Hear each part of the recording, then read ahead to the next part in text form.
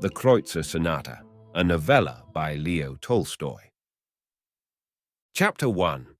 Travellers left and entered our car at every stopping of the train. 3 persons, however, remained, bound, like myself, for the farthest station. A lady, neither young nor pretty, smoking cigarettes with a thin face, a cap on her head, and wearing a semi-masculine outer garment. Then her companion, a very loquacious gentleman of about 40 years, with baggage entirely new and arranged in an orderly manner.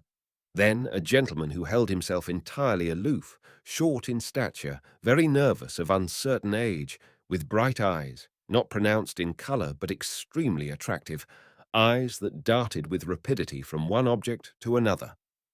This gentleman, during almost all the journey thus far, had entered into conversation with no fellow traveller, as if he carefully avoided all acquaintance. When spoken to, he answered curtly and decisively, and began to look out of the car window obstinately. Yet it seemed to me that the solitude weighed upon him. He seemed to perceive that I understood this, and when our eyes met, as happened frequently, since we were sitting almost opposite each other, he turned away his head and avoided conversation with me as much as with the others. At nightfall, during a stop at a large station, the gentleman with the fine baggage, a lawyer, as I have since learned, got out with his companion to drink some tea at the restaurant. During their absence, several new travellers entered the car, among whom was a tall old man, shaven and wrinkled, evidently a merchant, wearing a large, heavily lined cloak and a big cap. This merchant sat down opposite the empty seats of the lawyer and his companion, and straightway entered into conversation with a young man who seemed like an employee in some commercial house, and who had likewise just boarded the train. At first, the clerk had remarked that the seat opposite was occupied, and the old man had answered that he should get out at the first station. Thus their conversation started. I was sitting not far from these 2 travellers, and as the train was not in motion, I could catch bits of their conversation when others were not talking. They talked first of the prices of goods and the condition of business. They referred to a person whom they both knew. Then they plunged into the fair at Nijni Novgorod. The clerk boasted of knowing people who were leading a gay life there, but the old man did not allow him to continue, and, interrupting him, began to describe the festivities of the previous year at Cunavino, in which he had taken part. He was evidently proud of these recollections, and probably thinking that this would detract nothing from the gravity which his face and manners expressed, he related with pride how, when drunk, he had fired at Cunavino such a broadside that he could describe it only in the other's ear. The clerk began to laugh noisily. The old man laughed too, showing 2 long yellow teeth. Their conversation not interesting me, I left the car to stretch my legs. At the door, I met the lawyer and his lady. "You have no more time," the lawyer said to me. "The second bell is about to ring." Indeed, I had scarcely reached the rear of the train when the bell sounded. As I entered the car again, the lawyer was talking with his companion in an animated fashion. The merchant, sitting opposite them, was taciturn. "And then she squarely declared to her husband," said the lawyer with a smile as I passed by them, "that she neither could nor would live with him, because—" And he continued, but I did not hear the rest of the sentence, my attention being distracted by the passing of the conductor and a new traveller. When silence was restored, I again heard the lawyer's voice. The conversation had passed from a special case to general considerations. And afterward comes discord, financial difficulties, disputes between the 2 parties, and the couple separate. In the good old days that seldom happened. Is it not so? Asked the lawyer of the 2 merchants, evidently trying to drag them into the conversation. Just then the train started, and the old man, without answering, took off his cap and crossed himself 3 times while muttering a prayer. When he had finished, he clapped his cap far down on his head and said, "Yes, sir, that happened in former times also, but not as often. In the present day, it is bound to happen more frequently. People have become too learned." The lawyer made some reply to the old man, but the train, ever increasing its speed, made such a clatter upon the rails that I could no longer hear distinctly. As I was interested in what the old man was saying, I drew nearer. My neighbour, the nervous gentleman, was evidently interested also, and, without changing his seat, he lent an ear. "But what harm is there in education?" asked the lady, with a smile that was scarcely perceptible. "Would it be better to marry as in the old days, when the bride and bridegroom did not even see each other before marriage?" she continued, answering, as is the habit of our ladies, not the words that her interlocutor had spoken, but the words she believed he was going to speak. Women did not know whether they would love or would be loved, and they were married to the first comer and suffered all their lives. "Then you think it was better so?" she continued, evidently addressing the lawyer and myself, and not at all the old man. "People have become too learned," repeated the last, looking at the lady with contempt and leaving her question unanswered. "I should be curious to know how you explain the correlation between education and conjugal differences," said the lawyer, with a slight smile. The merchant wanted to make some reply, but the lady interrupted him. "No, those days are past." The lawyer cut short her words. "Let him express his thought." "Because there is no more fear," replied the old man. "But how will you marry people who do not love each other? Only animals can be coupled at the will of a proprietor. But people have inclinations, attachments," the lady hastened to say, casting a glance at the lawyer, at me, and even at the clerk, who, standing up and leaning his elbow on the back of a seat, was listening to the conversation with a smile. "You are wrong to say that, madam," said the old man. "The animals are beasts, but man has received the law." "But nevertheless, how is one to live with a man when there is no love?" said the lady, evidently excited by the general sympathy and attention. "Formerly no such distinctions were made," said the old man gravely. "Only now have they become a part of our habits. As soon as the least thing happens, the wife says, 'I release you. I am going to leave your house.' Even among the moujiks this fashion has become acclimated. 'There,' she says, 'here are your shirts and drawers. I am going off with Vanka. His hair is curlier than yours. Just go talk with them.' And yet the first rule for the wife should be fear." The clerk looked at the lawyer, the lady, and myself, evidently repressing a smile, and all ready to deride or approve the merchant's words according to the attitude of the others. "What fear?" said the lady. "This fear. The wife must fear her husband. That is what fear." "Oh, that, my little father, that is ended." "No, madam, that cannot end. As she, Eve, the woman, was taken from man's ribs, so she will remain unto the end of the world," said the old man, shaking his head so triumphantly and so severely that the clerk, deciding that the victory was on his side, burst into a loud laugh. "Yes, you men think so," replied the lady, without surrendering and turning toward us. "You have given yourself liberty.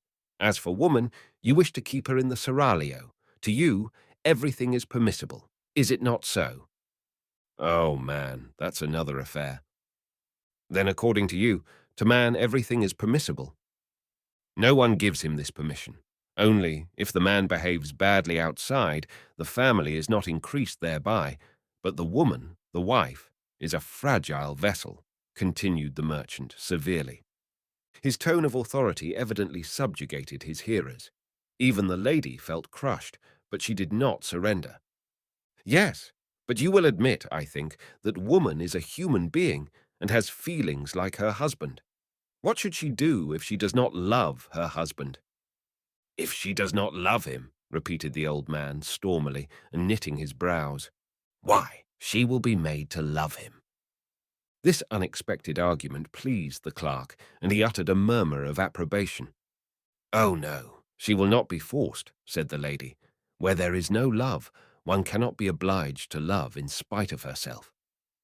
"And if the wife deceives her husband, what is to be done?" said the lawyer. "That should not happen," said the old man. "He must have his eyes about him." "And if it does happen, all the same, you will admit that it does happen." "It happens among the upper classes, not among us," answered the old man. And if any husband is found who is such a fool as not to rule his wife, he will not have robbed her, but no scandal nevertheless. Love or not, but do not disturb the household. Every husband can govern his wife. He has the necessary power. It is only the imbecile who does not succeed in doing so. Everybody was silent. The clerk moved, advanced, and not wishing to lag behind the others in the conversation, began with his eternal smile. Yes, in the house of our employer, a scandal has arisen, and it is very difficult to view the matter clearly. The wife loved to amuse herself and began to go astray. He is a capable and serious man. First, it was with the bookkeeper. The husband tried to bring her back to reason through kindness. She did not change her conduct. She plunged into all sorts of beastliness. She began to steal his money. He beat her, but she grew worse and worse. To an unbaptized, to a pagan, to a Jew, saving your permission, she went in succession for her caresses. What could the employer do? He has dropped her entirely, and now he lives as a bachelor. As for her, she is dragging in the depths. He is an imbecile, said the old man. If from the first he had not allowed her to go in her own fashion and had kept a firm hand upon her, she would be living honestly, no danger. Liberty must be taken away from the beginning. Do not trust yourself to your horse upon the highway. Do not trust yourself to your wife at home. At that moment, the conductor passed, asking for the tickets for the next station. The old man gave up his. Yes, the feminine sex must be dominated in season, else all will perish. And you yourselves, at Cunavino, did you not lead a gay life with the pretty girls? Asked the lawyer with a smile. Oh, that's another matter, said the merchant severely. Goodbye, he added, rising. He wrapped himself in his cloak, lifted his cap, and taking his bag, left the car. Chapter 2. Scarcely had the old man gone when a general conversation began. There's a little Old Testament father for you, said the clerk. He is a domestroy, said the lady. What savage ideas about a woman and marriage! Yes, gentlemen, said the lawyer, we are still a long way from the European ideas upon marriage. First, the rights of woman, then free marriage, then divorce, as a question not yet solved. The main thing, and the thing which such people as he do not understand, rejoined the lady, is that only love consecrates marriage, and that the real marriage is that which is consecrated by love. The clerk listened and smiled, with the air of one accustomed to store in his memory all intelligent conversation that he hears, in order to make use of it afterwards. But what is this love that consecrates marriage? Said suddenly the voice of the nervous and taciturn gentleman who, unnoticed by us, had approached. He was standing with his hand on the seat, and evidently agitated. His face was red, a vein in his forehead was swollen, and the muscles of his cheeks quivered. What is this love that consecrates marriage? He repeated. What love? Said the lady. The ordinary love of husband and wife. And how, then, can ordinary love consecrate marriage? Continued the nervous gentleman, still excited, and with a displeased air. He seemed to wish to say something disagreeable to the lady. She felt it, and began to grow agitated. How? Why, very simply, said she. The nervous gentleman seized the word as it left her lips. No, not simply. Madam says, interceded the lawyer, indicating his companion, that marriage should be first the result of an attachment, of a love, if you will, and that, when love exists, and in that case only, marriage represents something sacred.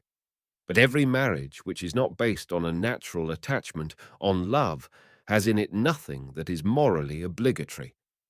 Is not that the idea that you intended to convey? He asked the lady. The lady, with a nod of her head, expressed her approval of this translation of her thoughts. Then, resumed the lawyer, continuing his remarks, but the nervous gentleman, evidently scarcely able to contain himself without allowing the lawyer to finish, asked, Yes, sir, but what are we to understand by this love that alone consecrates marriage? Everybody knows what love is, said the lady. But I don't know, and I should like to know how you define it.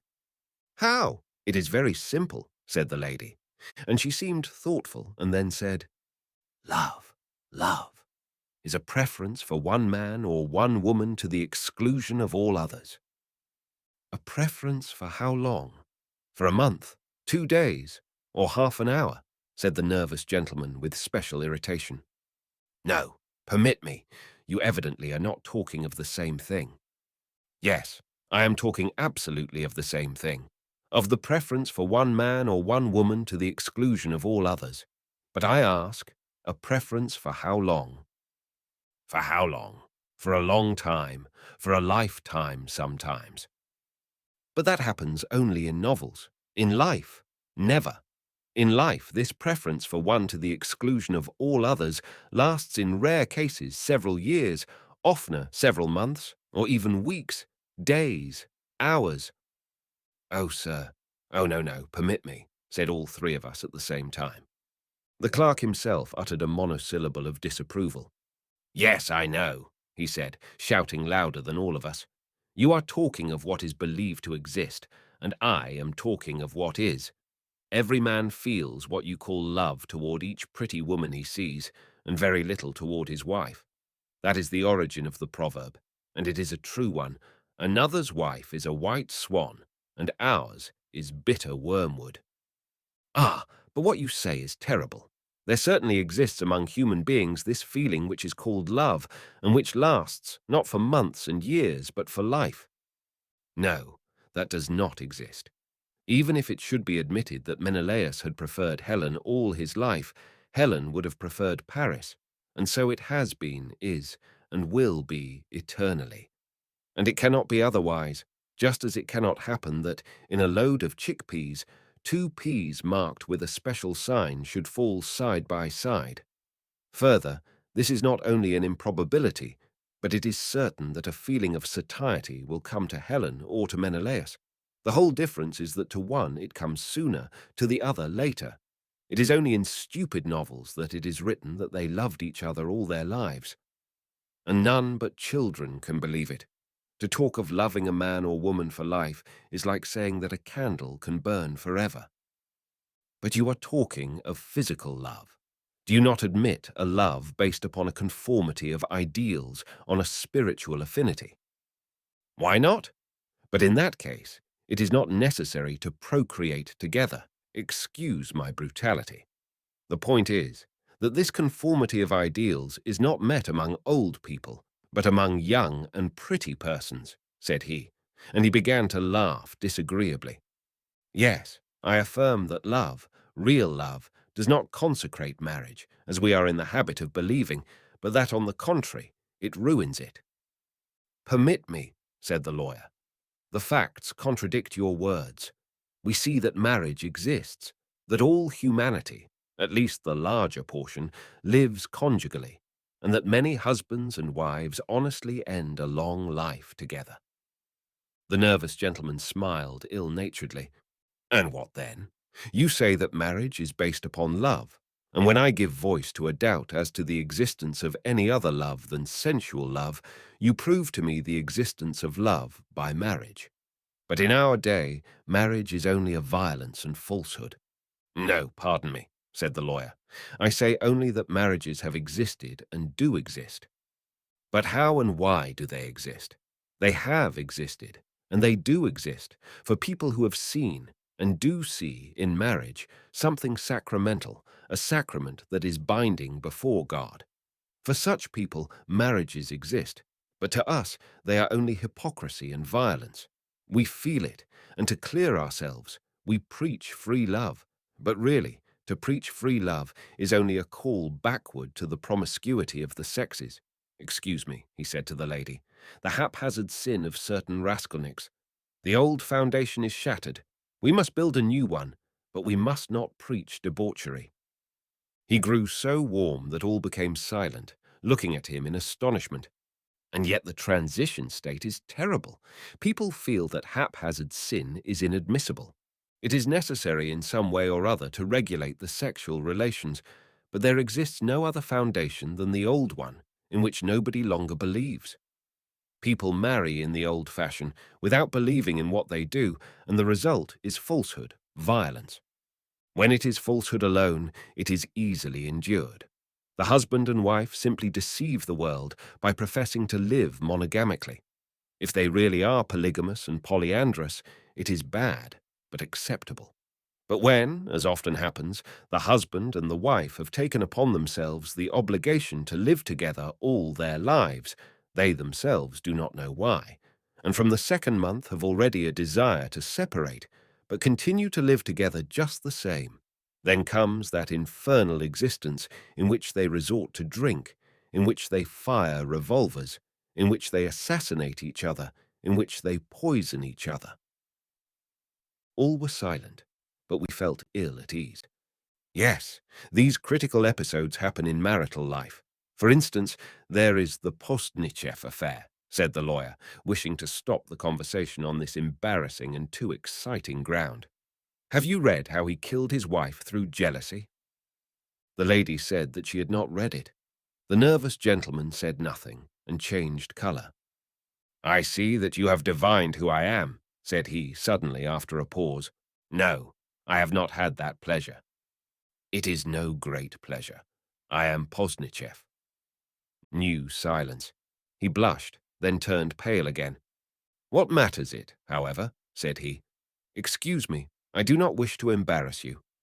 And he resumed his old seat. Chapter 3. I resumed mine, also. The lawyer and the lady whispered together. I was sitting beside Pozdnyshev, and I maintained silence. I desired to talk to him, but I did not know how to begin, and thus an hour passed until we reached the next station. There the lawyer and the lady went out, as well as the clerk. We were left alone, Pozdnyshev and I. They say it, and they lie, or they do not understand, said Pozdnyshev. Of what are you talking? Why, still the same thing. He leaned his elbows upon his knees and pressed his hands against his temples. Love, marriage, family, all lies, lies, lies. He rose, lowered the lampshade, lay down with his elbows on the cushion, and closed his eyes. He remained thus for a minute. Is it disagreeable to you to remain with me, now that you know who I am? Oh, no. You have no desire to sleep? Not at all. Then do you want me to tell you the story of my life? Just then the conductor passed. He followed him with an ill-natured look and did not begin until he had gone again. Then, during all the rest of the story, he did not stop once. Even the new travellers as they entered did not stop him. His face, while he was talking, changed several times so completely that it bore positively no resemblance to itself as it had appeared just before. His eyes, his mouth, his moustache, and even his beard, all were new. Each time it was a beautiful and touching physiognomy, and these transformations were produced suddenly in the penumbra, and for 5 minutes it was the same face that could not be compared to that of 5 minutes before. And then, I know not how, it changed again and became unrecognizable. Chapter 4. Well, I am going then to tell you my life, and my whole frightful history. Yes, frightful. And the story itself is more frightful than the outcome. He became silent for a moment, passed his hands over his eyes, and began. To be understood clearly, the whole must be told from the beginning. It must be told how and why I married, and what I was before my marriage. First, I will tell you who I am. The son of a rich gentleman of the steppes, an old marshal of the nobility, I was a university pupil, a graduate of the law school. I married in my 30th year. But before talking to you of my marriage, I must tell you how I lived formerly, and what ideas I had of conjugal life. I led the life of so many other so-called respectable people, that is, in debauchery. And like the majority, while leading the life of a debauchee, I was convinced that I was a man of irreproachable morality. The idea that I had of my morality arose from the fact that in my family there was no knowledge of those special debaucheries, so common in the surroundings of landowners, and also from the fact that my father and my mother did not deceive each other. In consequence of this, I had built from childhood a dream of high and poetical conjugal life. My wife was to be perfection itself. Our mutual love was to be incomparable, the purity of our conjugal life stainless. I thought thus, and all the time I marveled at the nobility of my projects. At the same time, I passed 10 years of my adult life without hurrying toward marriage, and I led what I called the well-regulated and reasonable life of a bachelor. I was proud of it before my friends, and before all men of my age who abandoned themselves to all sorts of special refinements. I was not a seducer. I had no unnatural tastes. I did not make debauchery the principal object of my life, but I found pleasure within the limits of society's rules and innocently believed myself a profoundly moral being. The women with whom I had relations did not belong to me alone, and I asked of them nothing but the pleasure of the moment. In all this, I saw nothing abnormal. On the contrary, from the fact that I did not engage my heart, but paid in cash, I supposed that I was honest. I avoided those women who, by attaching themselves to me or presenting me with a child, could bind my future. Moreover, perhaps there may have been children or attachments, but I so arranged matters that I could not become aware of them. And living thus, I considered myself a perfectly honest man.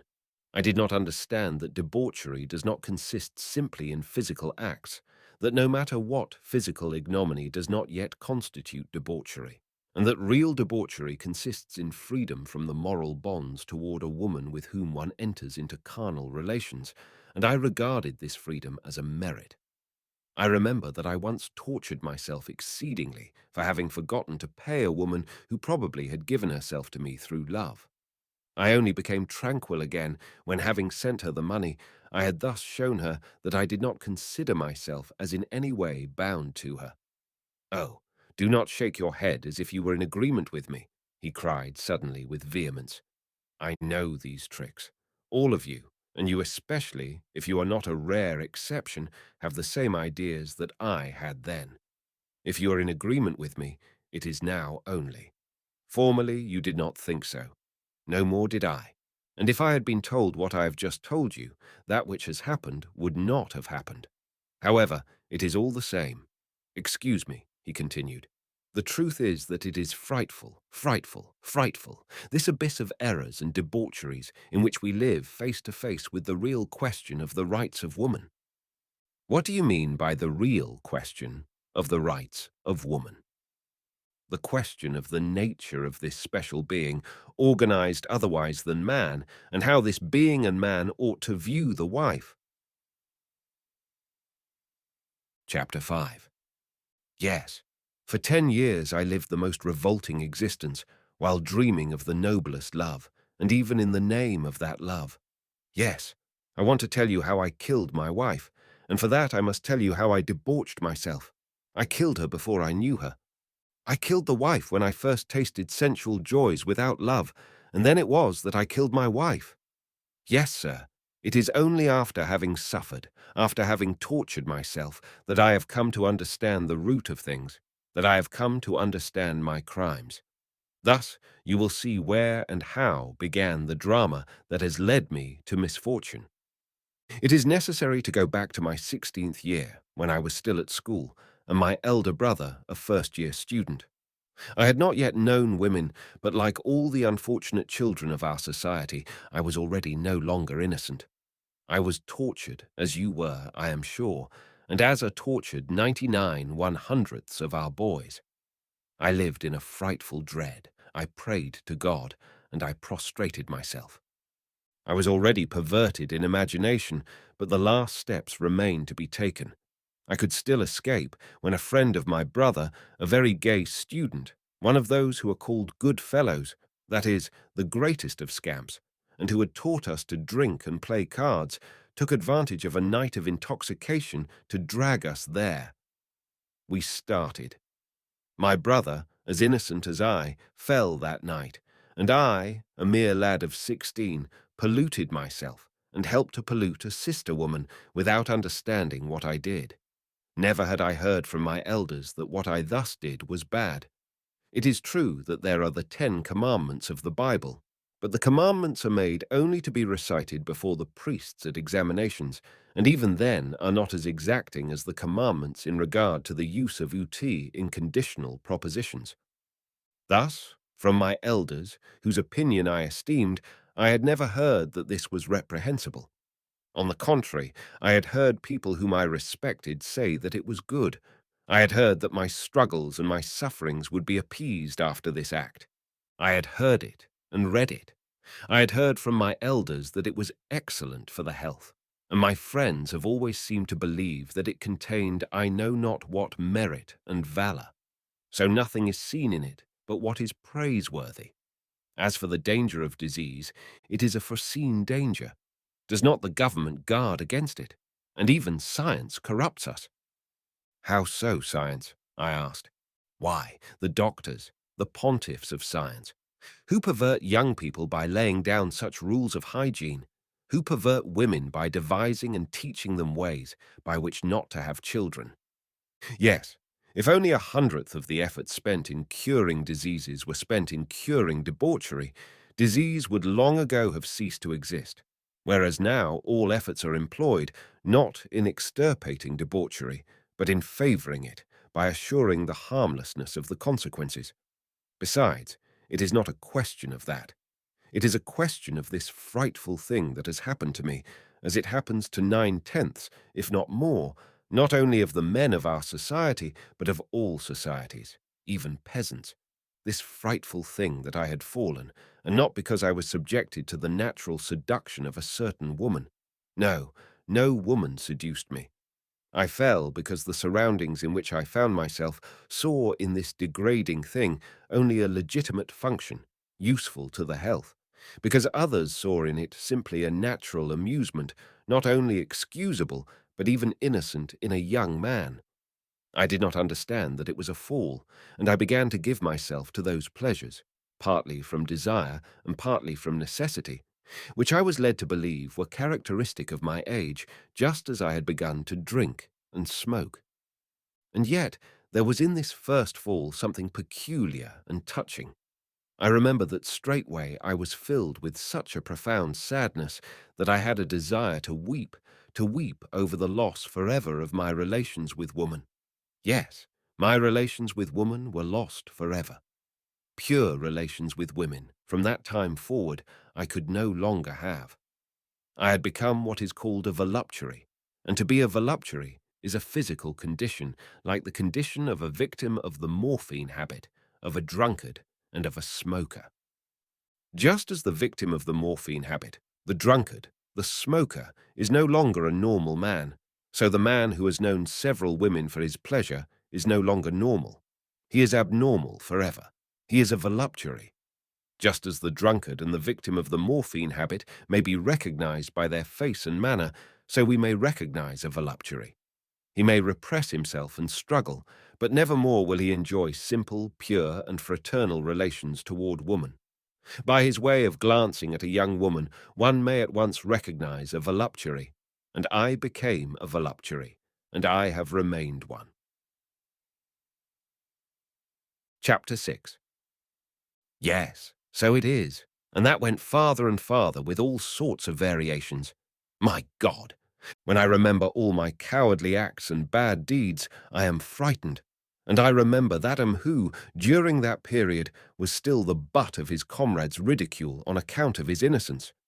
And when I hear people talk of the gilded youth, of the officers, of the Parisians, and all these gentlemen and myself living wild lives at the age of 30, and who have on our consciences hundreds of crimes toward women, terrible and varied, when we enter a parlour or a ballroom, washed, shaven, and perfumed, with very white linen, in dress coats, or in uniform, as emblems of purity, oh, the disgust!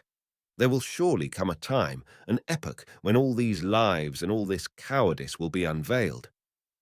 So nevertheless, I lived until the age of 30, without abandoning for a minute my intention of marrying and building an elevated conjugal life. And with this in view, I watched all young girls who might suit me. I was buried in rottenness, and at the same time I looked for virgins whose purity was worthy of me. Many of them were rejected. They did not seem to me pure enough. Finally, I found one that I considered on a level with myself. She was one of two daughters of a landed proprietor of Penza, formerly very rich and since ruined. To tell the truth, without false modesty, they pursued me and finally captured me. The mother, the father, was away, laid all sorts of traps, and one of these, a trip in a boat, decided my future. I made up my mind at the end of the aforesaid trip one night, by moonlight, on our way home, while I was sitting beside her. I admired her slender body, whose charming shape was moulded by a jersey, and her curling hair, and I suddenly concluded that this was she. It seemed to me on that beautiful evening that she understood all that I thought and felt, and I thought and felt the most elevating things. Really, it was only the jersey that was so becoming to her, and her curly hair, and also the fact that I had spent the day beside her, and that I desired a more intimate relation. I returned home enthusiastic, and I persuaded myself that she realized the highest perfection, and that for that reason she was worthy to be my wife, and the next day I made to her a proposal of marriage. No, say what you will, we live in such an abyss of falsehood that unless some event strikes us a blow on the head, as in my case, we cannot awaken. What confusion! Out of the thousands of men who marry, not only among us, but also among the people, scarcely will you find a single one who has not previously married at least 10 times. It is true that there now exist, at least so I have heard, pure young people who feel and know that this is not a joke, but a serious matter. May God come to their aid. But in my time, there was not to be found one such in 1,000. And all know it, and pretend not to know it. In all the novels are described down to the smallest details the feelings of the characters, the lakes and brambles around which they walk. But when it comes to describing their great love, not a word is breathed of what he, the interesting character, has previously done. Not a word about his frequenting of disreputable houses, or his association with nursery maids, cooks, and the wives of others. And if anything is said of these things, such improper novels are not allowed in the hands of young girls. All men have the air of believing, in presence of maidens, that these corrupt pleasures, in which everybody takes part, do not exist, or exist only to a very small extent. They pretend it so carefully that they succeed in convincing themselves of it. As for the poor young girls, they believe it quite seriously, just as my poor wife believed it. I remember that, being already engaged, I showed her my memoirs, from which she could learn more or less of my past, and especially my last liaison, which she might perhaps have discovered through the gossip of some third party. It was for this last reason, for that matter, that I felt the necessity of communicating these memoirs to her. I can still see her fright, her despair, her bewilderment, when she had learned and understood it.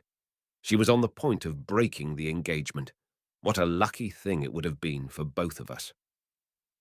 Pozdnyshev was silent for a moment, and then resumed. After all, no. It is better that things happened as they did. Better, he cried. It was a good thing for me. Besides, it makes no difference. I was saying that in these cases it is the poor young girls who are deceived. As for the mothers especially, informed by their husbands, they know all, and while pretending to believe in the purity of the young man, they act as if they did not believe in it.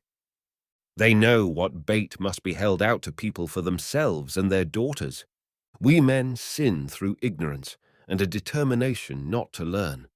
As for the women, they know very well that the noblest and most poetic love, as we call it, depends not on moral qualities, but on the physical intimacy, and also on the manner of doing the hair and the colour and shape. Ask an experienced coquette who has undertaken to seduce a man which she would prefer, to be convicted, in presence of the man whom she is engaged in conquering, of falsehood, perversity, cruelty, or to appear before him in an ill-fitting dress, or a dress of an unbecoming colour. She will prefer the first alternative. She knows very well that we simply lie when we talk of our elevated sentiments, that we seek only the possession of her body, and that because of that we will forgive her every sort of baseness, but will not forgive her a costume of an ugly shade without taste or fit. And these things she knows by reason, whereas the maiden knows them only by instinct, like the animal. Hence these abominable jerseys, these artificial humps on the back, these bare shoulders, arms and throats. Women, especially those who have passed through the school of marriage, know very well that conversations upon elevated subjects are only conversations, and that man seeks and desires the body and all that ornaments the body. Consequently, they act accordingly. If we reject conventional explanations and view the life of our upper and lower classes as it is, with all its shamelessness, it is only a vast perversity. You do not share this opinion. Permit me, I am going to prove it to you, said he, interrupting me. You say that the women of our society live for a different interest from that which actuates fallen women, and I say no, and I am going to prove it to you. If beings differ from one another according to the purpose of their life, according to their inner life, this will necessarily be reflected also in their outer life, and their exterior will be very different. Well, then, compare the wretched, the despised, with the women of the highest society. The same dresses, the same fashions, the same perfumeries, the same passion for jewelry, for brilliant and very expensive articles, the same amusements, dances, music, and songs. The former attract by all possible means. So do the latter. No difference, none whatever. Yes, and I too was captivated by jerseys, bustles, and curly hair. Chapter 7. And it was very easy to capture me, since I was brought up under artificial conditions, like cucumbers in a hothouse. Our too abundant nourishment, together with complete physical idleness, is nothing but systematic excitement of the imagination. The men of our society are fed and kept like reproductive stallions. It is sufficient to close the valve, that is, for a young man to live a quiet life for some time, to produce as an immediate result a restlessness which, becoming exaggerated by reflection through the prism of our unnatural life, provokes the illusion of love. All our idols and marriage, all, are the result for the most part of our eating. Does that astonish you? For my part, I am astonished that we do not see it. Not far from my estate this spring, some moujiks were working on a railway embankment. You know what a peasant's food is: bread, kvass, onions. With this frugal nourishment he lives. He is alert. He makes light work in the fields. But on the railway, this bill of fare becomes kacha and a pound of meat. Only he restores this meat by 16 hours of labour, pushing loads weighing 1,200 pounds. And we who eat 2 pounds of meat and game, we who absorb all sorts of heating drinks and food, how do we expend it? In sensual excesses. If the valve is open, all goes well, but close it, as I had closed it temporarily before my marriage, and immediately there will result an excitement which, deformed by novels, verses, music, by our idle and luxurious life, will give a love of the finest water. I, too, fell in love, as everybody does, and there were transports, emotions, poesy, but really all this passion was prepared by Mamma and the dressmakers. If there had been no trips in boats, no well-fitted garments, etc., if my wife had worn some shapeless blouse, and I had seen her thus at her home, I should not have been seduced. Chapter 8. And note also this falsehood, of which all are guilty, the way in which marriages are made. What could there be more natural? The young girl is marriageable. She should marry. What simpler, provided the young person is not a monster, and men can be found with a desire to marry? Well, no, here begins a new hypocrisy. Formerly, when the maiden arrived at a favourable age, her marriage was arranged by her parents. That was done. That is done still, throughout humanity, among the Chinese, the Hindus, the Mussulmans, and among our common people also. Things are so managed in at least 99% of the families of the entire human race. Only we riotous livers have imagined that this way was bad and have invented another. And this other, what is it? It is this. The young girls are seated, and the gentlemen walk up and down before them as in a bazaar and make their choice. The maidens wait and think, but do not dare to say, "Take me, young man, me, and not her. Look at these shoulders and the rest." We males walk up and down and estimate the merchandise, and then we discourse upon the rights of woman, upon the liberty that she acquires, I know not how, in the theatrical halls. "But what is to be done?" said I to him. "Shall the woman make the advances?" "I do not know, but if it is a question of equality, let the equality be complete. Though it has been found that to contract marriages through the agency of matchmakers is humiliating, it is nevertheless 1,000 times preferable to our system. There the rights and the chances are equal. Here the woman is a slave, exhibited in the market. But as she cannot bend to her condition or make advances herself, there begins that other and more abominable lie, which is sometimes called going into society, sometimes amusing oneself, and which is really nothing but the hunt for a husband. But say to a mother or to her daughter that they are engaged only in a hunt for a husband. God, what an offence! Yet they can do nothing else, and have nothing else to do. And the terrible feature of it all is to see sometimes very young, poor and innocent maidens haunted solely by such ideas. If only, I repeat, it were done frankly, but it is always accompanied with lies and babble of this sort. Ah, the descent of species! How interesting it is! Oh, Lily is much interested in painting. Shall you go to the exposition? How charming it is! And the troika, and the plays, and the symphony. Ah, how adorable! My Lise is passionately fond of music. And you, why do you not share these convictions? And through all this verbiage, all have but one single idea. Take me, take my Lise. No, me, only try. Chapter 9. Do you know, suddenly continued Pozdnyshev, that this power of women from which the world suffers arises solely from what I have just spoken of? What do you mean by the power of women? I said.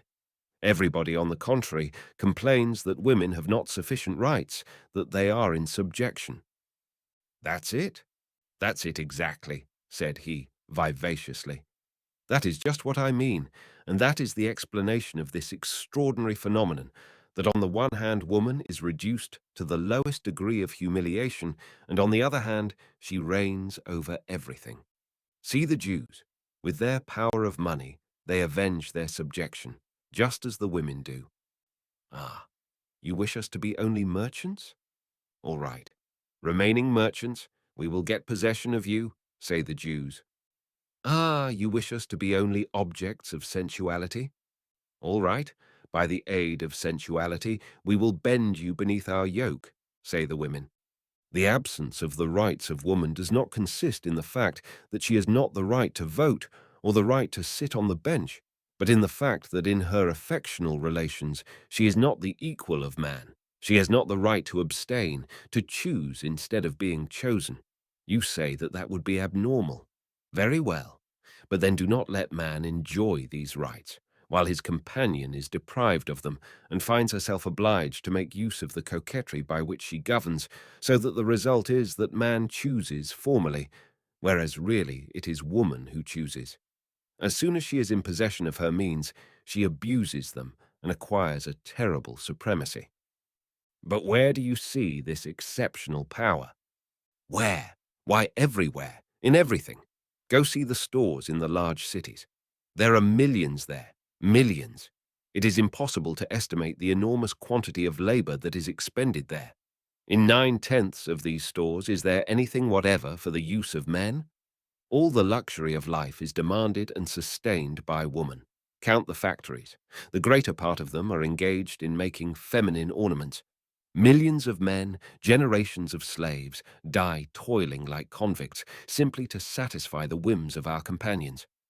Women, like queens, keep 9/10 of the human race as prisoners of war or as prisoners at hard labor. And all this because they have been humiliated, because they have been deprived of rights equal to those which men enjoy. They take revenge for our sensuality. They catch us in their nets. Yes, the whole thing is there.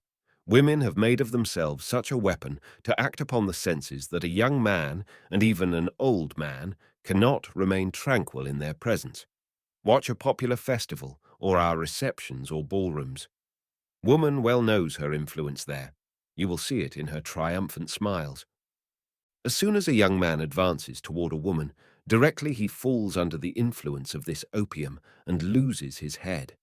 Long ago, I felt ill at ease when I saw a woman too well adorned, whether a woman of the people with her red neckerchief and her looped skirt, or a woman of our own society in her ballroom dress.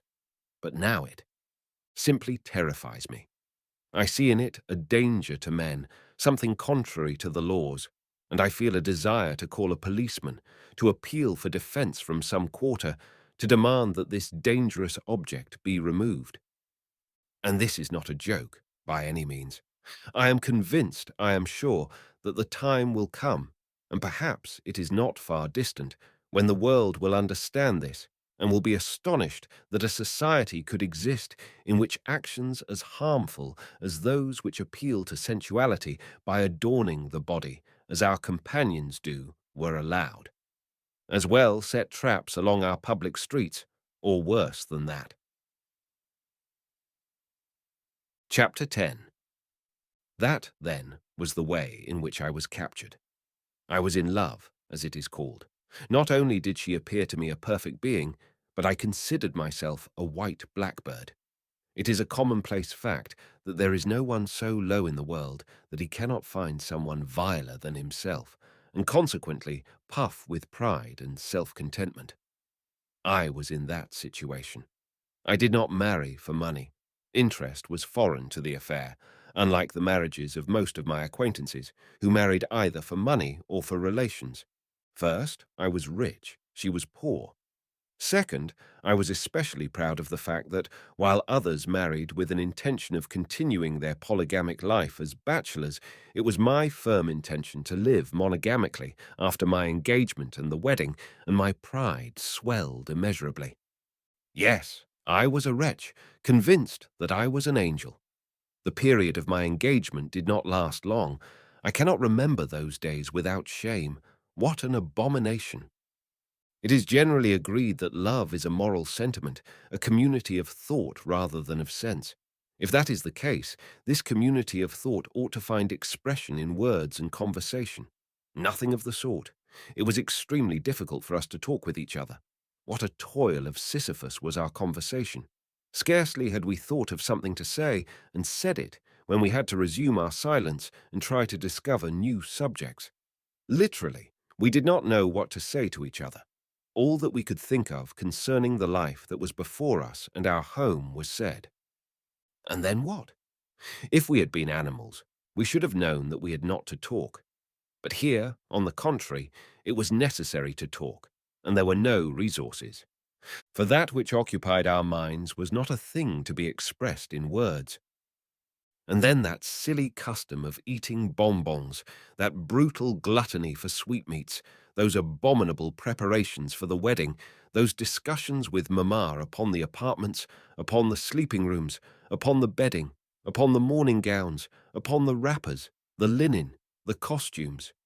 Understand that if people married according to the old fashion, as this old man said just now, then these eider-down coverlets and this bedding would all be sacred details.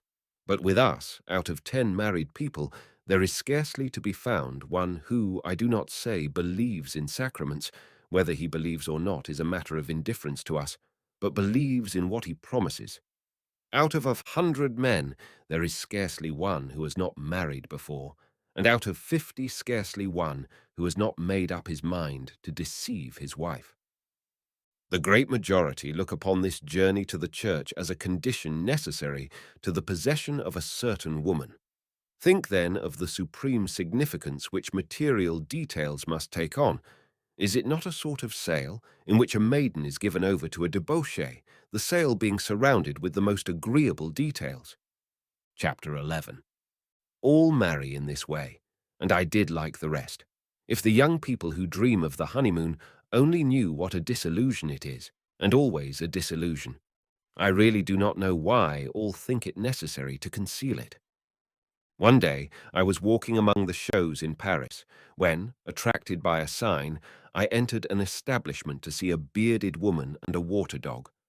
The woman was a man in disguise, and the dog was an ordinary dog, covered with a sealskin and swimming in a bath.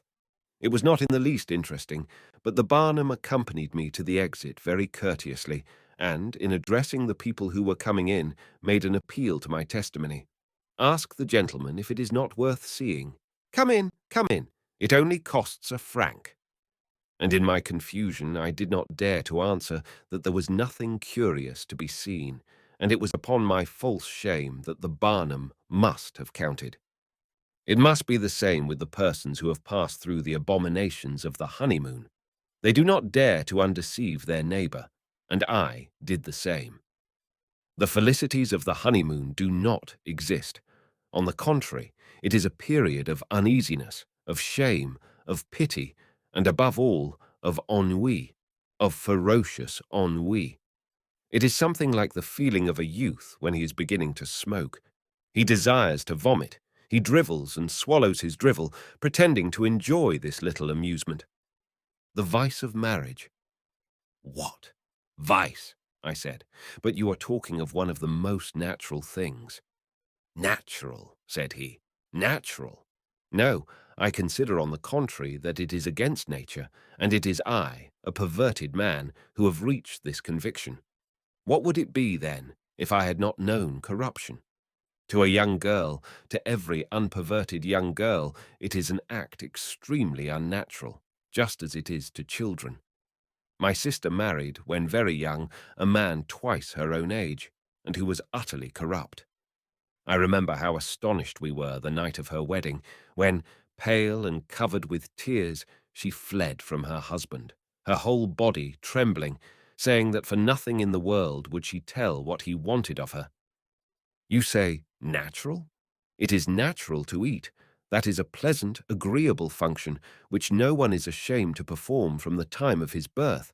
No, it is not natural. A pure young girl wants one thing, children.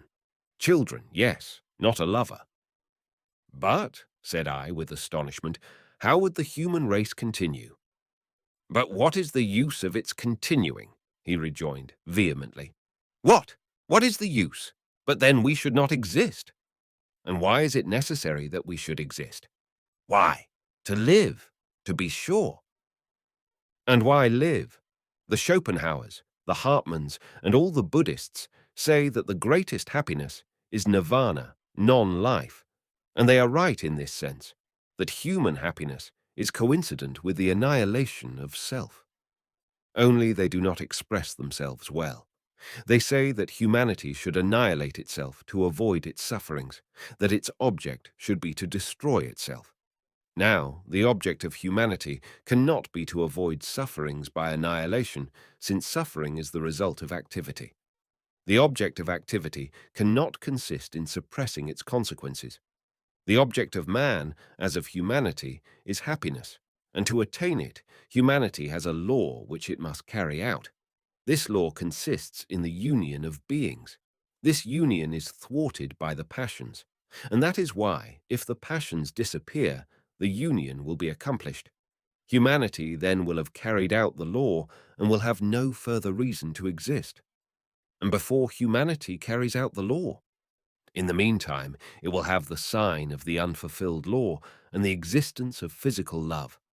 As long as this love shall exist, and because of it, generations will be born, one of which will finally fulfill the law. When at last the law shall be fulfilled, the human race will be annihilated. At least it is impossible for us to conceive of life in the perfect union of people. Chapter 12. Strange theory, cried I. Strange in what? According to all the doctrines of the Church, the world will have an end.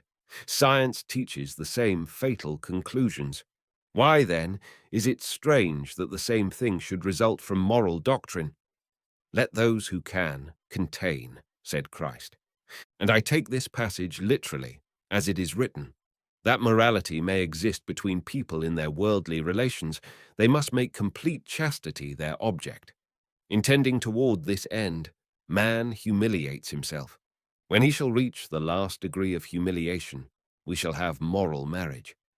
But if man, as in our society, tends only toward physical love, though he may clothe it with pretexts and the false forms of marriage, he will have only permissible debauchery. He will know only the same immoral life in which I fell and caused my wife to fall, a life which we call the honest life of the family. Think what a perversion of ideas must arise when the happiest situation of man, liberty, chastity, is looked upon as something wretched and ridiculous. The highest ideal, the best situation of woman, to be pure, to be a vestal, a virgin, excites fear and laughter in our society. How many young girls sacrifice their purity to this Moloch of opinion by marrying? Rascals that they may not remain virgins, that is, superiors. Through fear of finding themselves in that ideal state, they ruin themselves.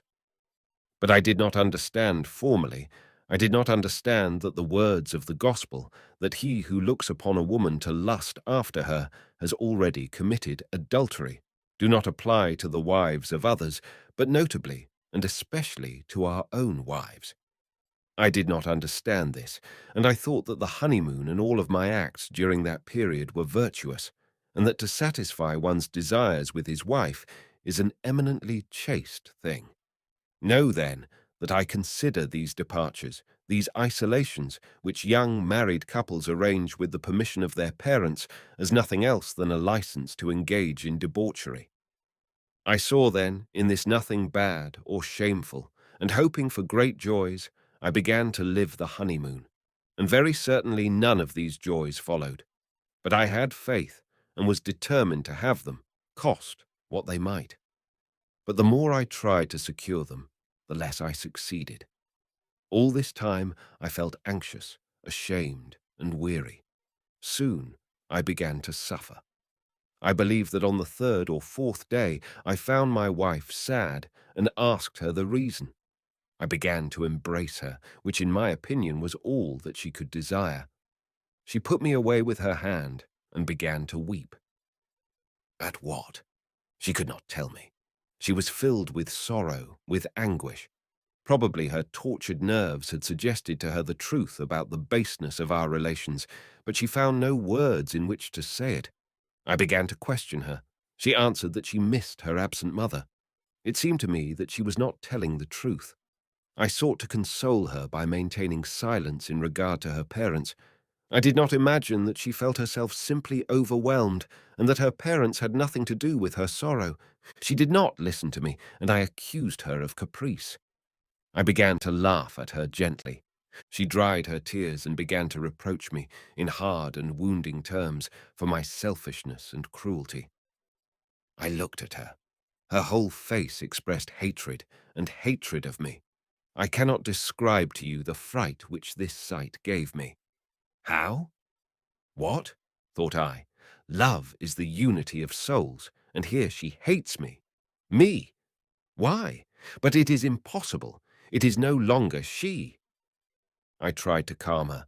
I came in conflict with an immovable and cold hostility, so that having no time to reflect, I was seized with keen irritation. We exchanged disagreeable remarks. The impression of this first quarrel was terrible. I say quarrel, but the term is inexact. It was the sudden discovery of the abyss that had been dug between us. Love was exhausted with the satisfaction of sensuality. We stood face to face in our true light, like two egoists trying to procure the greatest possible enjoyment, like two individuals trying to mutually exploit each other. So what I called our quarrel was our actual situation, as it appeared after the satisfaction of sensual desire. I did not realize that this cold hostility was our normal state, and that this first quarrel would soon be drowned under a new flood of the intensest sensuality. I thought that we had disputed with each other, and had become reconciled, and that it would not happen again. But in this same honeymoon there came a period of satiety, in which we ceased to be necessary to each other, and a new quarrel broke out. It became evident that the first was not a matter of chance. It was inevitable, I thought. This second quarrel stupefied me the more because it was based on an extremely unjust cause. It was something like a question of money, and never had I haggled on that score. It was even impossible that I should do so in relation to her. I only remember that, in answer to some remark that I made, she insinuated that it was my intention to rule her by means of money, and that it was upon money that I based my sole right over her. In short, something extraordinarily stupid and base, which was neither in my character nor in hers. I was beside myself. I accused her of indelicacy. She made the same accusation against me, and the dispute broke out. In her words, in the expression of her face, of her eyes, I noticed again the hatred that had so astonished me before. With a brother, friends, my father, I had occasionally quarrelled, but never had there been between us this fierce spite. Some time passed. Our mutual hatred was again concealed beneath an access of sensual desire, and I again consoled myself with the reflection that these scenes were reparable faults. But when they were repeated a third and a fourth time, I understood that they were not simply faults, but a fatality that must happen again. I was no longer frightened.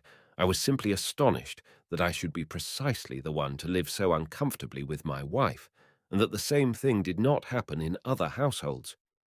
I did not know that in all households the same sudden changes take place, but that all, like myself, imagine that it is a misfortune exclusively reserved for themselves alone, which they carefully conceal as shameful not only to others, but to themselves, like a bad disease. That was what happened to me. Begun in the early days, it continued and increased with characteristics of fury that were ever more pronounced. At the bottom of my soul, from the first weeks, I felt that I was in a trap, that I had what I did not expect, and that marriage is not a joy, but a painful trial. Like everybody else, I refused to confess it. I should not have confessed it even now, but for the outcome. Now I am astonished to think that I did not see my real situation. It was so easy to perceive it, in view of those quarrels, begun for reasons so trivial that afterwards one could not recall them. Just as it often happens among gay young people that, in the absence of jokes, they laugh at their own laughter, so we found no reasons for our hatred, and we hated each other because hatred was naturally boiling up in us. More extraordinary still was the absence of causes for reconciliation. Sometimes words, explanations, or even tears, but sometimes I remember, after insulting words, there tacitly followed embraces and declarations. Abomination. Why is it that I did not then perceive this baseness? Chapter 13. All of us, men and women, are brought up in these aberrations of feeling that we call love. I from childhood had prepared myself for this thing, and I loved during all my youth, and I was joyous in loving. It had been put into my head that it was the noblest and highest occupation in the world. But when this expected feeling came at last, and I, a man, abandoned myself to it, the lie was pierced through and through. Theoretically, a lofty love is conceivable. Practically, it is an ignoble and degrading thing, which it is equally disgusting to talk about and to remember. It is not in vain that nature has made ceremonies, but people pretend that the ignoble and the shameful is beautiful and lofty. I will tell you brutally and briefly what were the first signs of my love. I abandoned myself to beastly excesses, not only not ashamed of them, but proud of them, giving no thought to the intellectual life of my wife. And not only did I not think of her intellectual life, I did not even consider her physical life. I was astonished at the origin of our hostility, and yet how clear it was.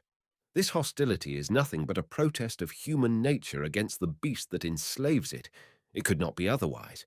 This hatred was the hatred of accomplices in a crime.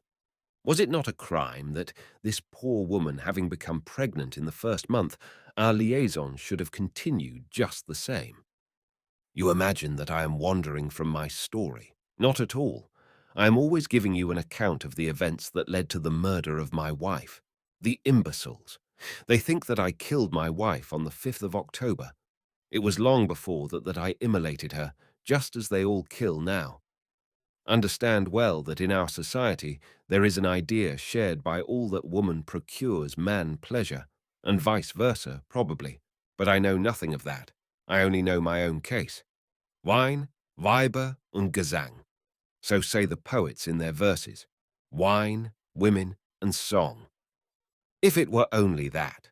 Take all the poetry, the painting, the sculpture, beginning with Pauschkin's Little Feet, with Venus and Phryne, and you will see that woman is only a means of enjoyment.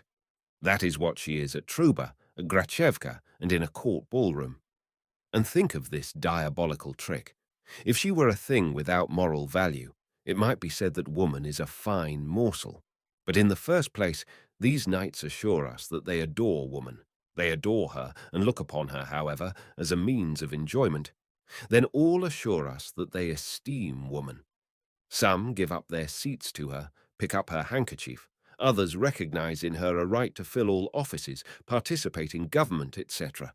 But in spite of all that, the essential point remains the same. She remains, an object of sensual desire, and she knows it. It is slavery, for slavery is nothing else than the utilization of the labor of some for the enjoyment of others.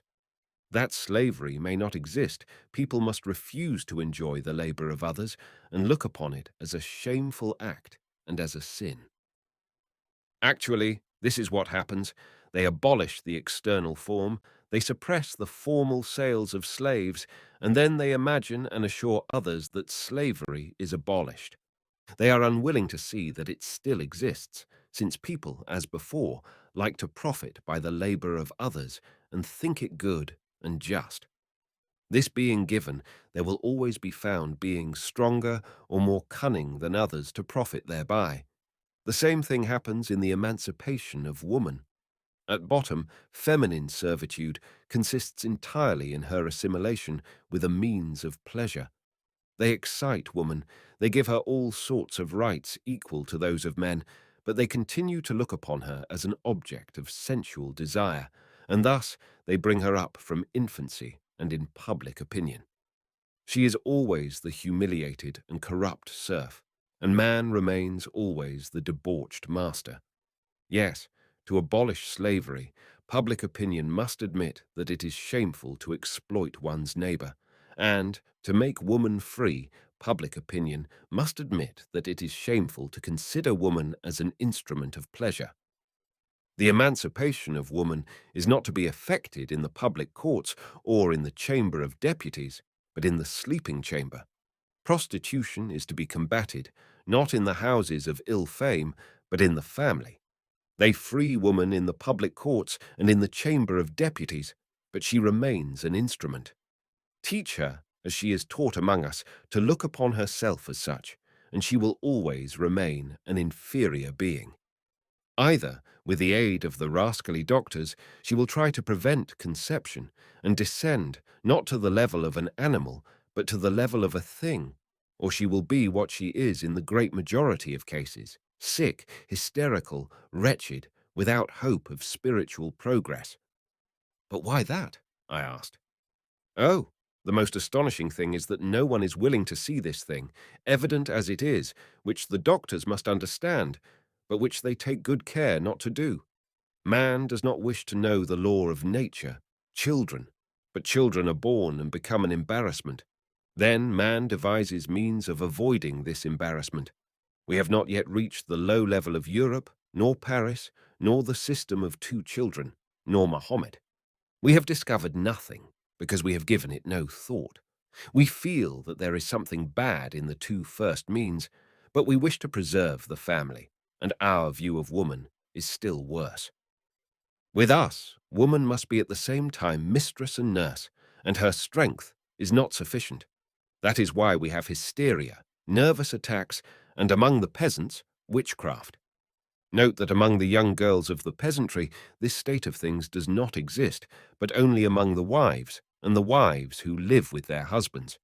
The reason is clear, and this is the cause of the intellectual and moral decline of woman and of her abasement. If they would only reflect what a grand work for the wife is the period of gestation. In her is forming the being who continues us, and this holy work is thwarted and rendered painful. By what? It is frightful to think of it. And after that, they talk of the liberties and the rights of woman. It is like the cannibals fattening their prisoners in order to devour them, and assuring these unfortunates at the same time that their rights and their liberties are guarded. All this was new to me, and astonished me very much. But if this is so, said I, it follows that one may love his wife only once every 2 years, and as man has need of her, you are going to say. At least, so the priests of science assure us. I would force these priests to fulfill the function of these women who, in their opinion, are necessary to man. I wonder what song they would sing then. Assure man that he needs brandy, tobacco, opium, and he will believe those poisons necessary. It follows that God did not know how to arrange matters properly, since without asking the opinions of the priests, he has combined things as they are. Man needs, so they have decided, to satisfy his sensual desire, and here this function is disturbed by the birth and the nursing of children. What, then, is to be done? Why, apply to the priests. They will arrange everything, and they have really discovered a way. When, then, will these rascals with their lies be uncrowned? It is high time. We have had enough of them. People go mad and shoot each other with revolvers, and always because of that. And how could it be otherwise? One would say that the animals know that descent continues their race, and that they follow a certain law in regard thereto. Only man does not know this, and is unwilling to know it. He cares only to have as much sensual enjoyment as possible. The king of nature, man, in the name of his love, he kills half the human race. Of woman, who ought to be his aid in the movement of humanity toward liberty, he makes, in the name of his pleasures, not an aid, but an enemy. Who is it that everywhere puts a check upon the progressive movement of humanity? Woman. Why is it so? For the reason that I have given, and for that reason only. Chapter 14. Yes, much worse than the animal is man when he does not live as a man. Thus was I. The horrible part is that I believed, inasmuch as I did not allow myself to be seduced by other women, that I was leading an honest family life, that I was a very moral being, and that if we had quarrels, the fault was in my wife and in her character. But it is evident that the fault was not in her. She was like everybody else, like the majority. She was brought up according to the principles exacted by the situation of our society, that is, as all the young girls of our wealthy classes, without exception, are brought up, and as they cannot fail to be brought up. How many times we hear or read of reflections upon the abnormal condition of women and upon what they ought to be. But these are only vain words. The education of women results from the real and not imaginary view which the world entertains of women's vocation. According to this view, the condition of women consists in procuring pleasure, and it is to that end that her education is directed. From her infancy, she is taught only those things that are calculated to increase her charm. Every young girl is accustomed to think only of that. As the serfs were brought up solely to please their masters, so woman is brought up to attract men. It cannot be otherwise. But you will say, perhaps, that that applies only to young girls who are badly brought up, but that there is another education, an education that is serious, in the schools, an education in the dead languages, an education in the institutions of midwifery, an education in medical courses, and in other courses. It is false. Every sort of feminine education has for its sole object the attraction of men. Some attract by music or curly hair, others by science or by civic virtue. The object is the same, and cannot be otherwise, since no other object exists, to seduce man in order to possess him. Imagine courses of instruction for women and feminine science without men, that is, learned women, and men not knowing them as learned. Oh no, no education, no instruction can change woman as long as her highest ideal shall be marriage and not virginity, freedom from sensuality. Until that time, she will remain a serf. One need only imagine, forgetting the universality of the case, the conditions in which our young girls are brought up, to avoid astonishment at the debauchery of the women of our upper classes. It is the opposite that would cause astonishment. Follow my reasoning. From infancy garments, ornaments, cleanliness, grace, dances, music, reading of poetry, novels, singing, the theatre, the concert, for use within and without, according as women listen or practice themselves. With that, complete physical idleness, an excessive care of the body, a vast consumption of sweetmeats, and God knows how the poor maidens suffer from their own sensuality, excited by all these things. 9 out of 10 are tortured intolerably during the first period of maturity, and afterward, provided they do not marry at the age of 20. That is what we are unwilling to see, but those who have eyes see it all the same. And even the majority of these unfortunate creatures are so excited by a hidden sensuality, and it is lucky if it is hidden, that they are fit for nothing. They become animated only in the presence of men. Their whole life is spent in preparations for coquetry, or in coquetry itself. In the presence of men, they become too animated. They begin to live by sensual energy. But the moment the man goes away, the life stops. And that, not in the presence of a certain man, but in the presence of any man, provided he is not utterly hideous. You will say that this is an exception. No, it is a rule. Only in some it is made very evident, in others less so. But no one lives by her own life. They are all dependent upon man. They cannot be otherwise, since to them the attraction of the greatest number of men is the ideal of life, young girls and married women, and it is for this reason that they have no feeling stronger than that of the animal need of every female who tries to attract the largest number of males in order to increase the opportunities for choice. So it is in the life of young girls, and so it continues during marriage. In the life of young girls, it is necessary in order to selection, and in marriage. It is necessary in order to rule the husband. Only one thing suppresses or interrupts these tendencies for a time, namely, children, and then only when the woman is not a monster, that is, when she nurses her own children. Here again the doctor interferes. With my wife, who desired to nurse her own children, and who did nurse 6 of them, it happened that the first child was sickly. The doctors, who cynically undressed her and felt of her everywhere, and whom I had to thank and pay for these acts, these dear doctors decided that she ought not to nurse her child, and she was temporarily deprived of the only remedy for coquetry. A nurse finished the nursing of this firstborn. That is to say, we profited by the poverty and ignorance of a woman to steal her from her own little one in favor of ours, and for that purpose we dressed her in a kakoshnik trimmed with gold lace. Nevertheless, that is not the question. But there was again awakened in my wife that coquetry which had been sleeping during the nursing period.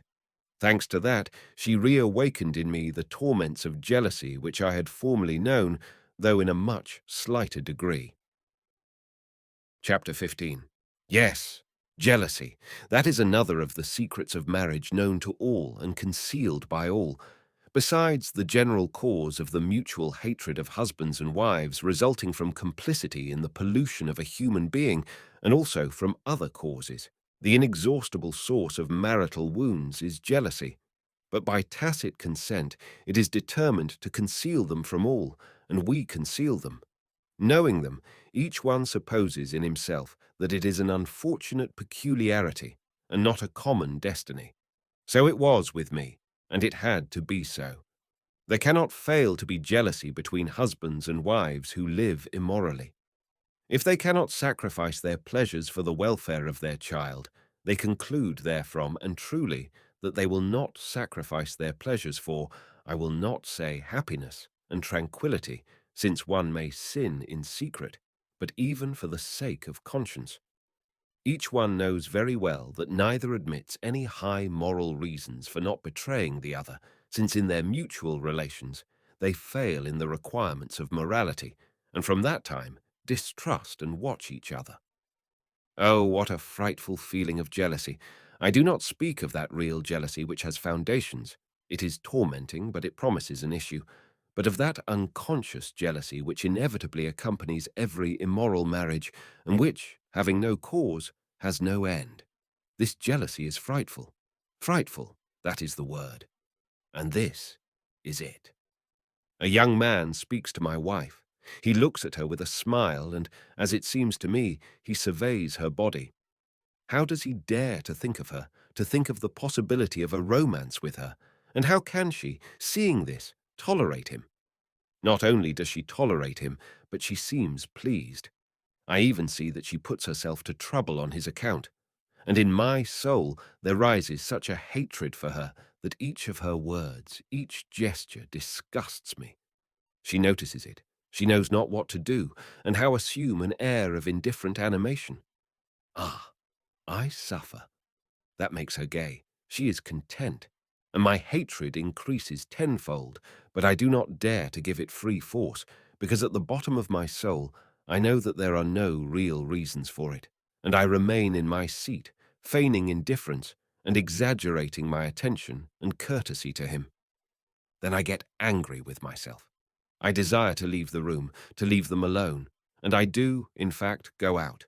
But scarcely am I outside when I'm invaded by a fear of what is taking place within my absence. I go in again, inventing some pretext, or sometimes I do not go in. I remain near the door and listen. How can she humiliate herself and humiliate me by placing me in this cowardly situation of suspicion and espionage? Oh, abomination! Oh, the wicked animal! And he too, what does he think of you? But he is like all men. He is what I was before my marriage. It gives him pleasure. He even smiles when he looks at me, as much as to say, "What have you to do with this? It is my turn now." This feeling is horrible. Its burn is unendurable.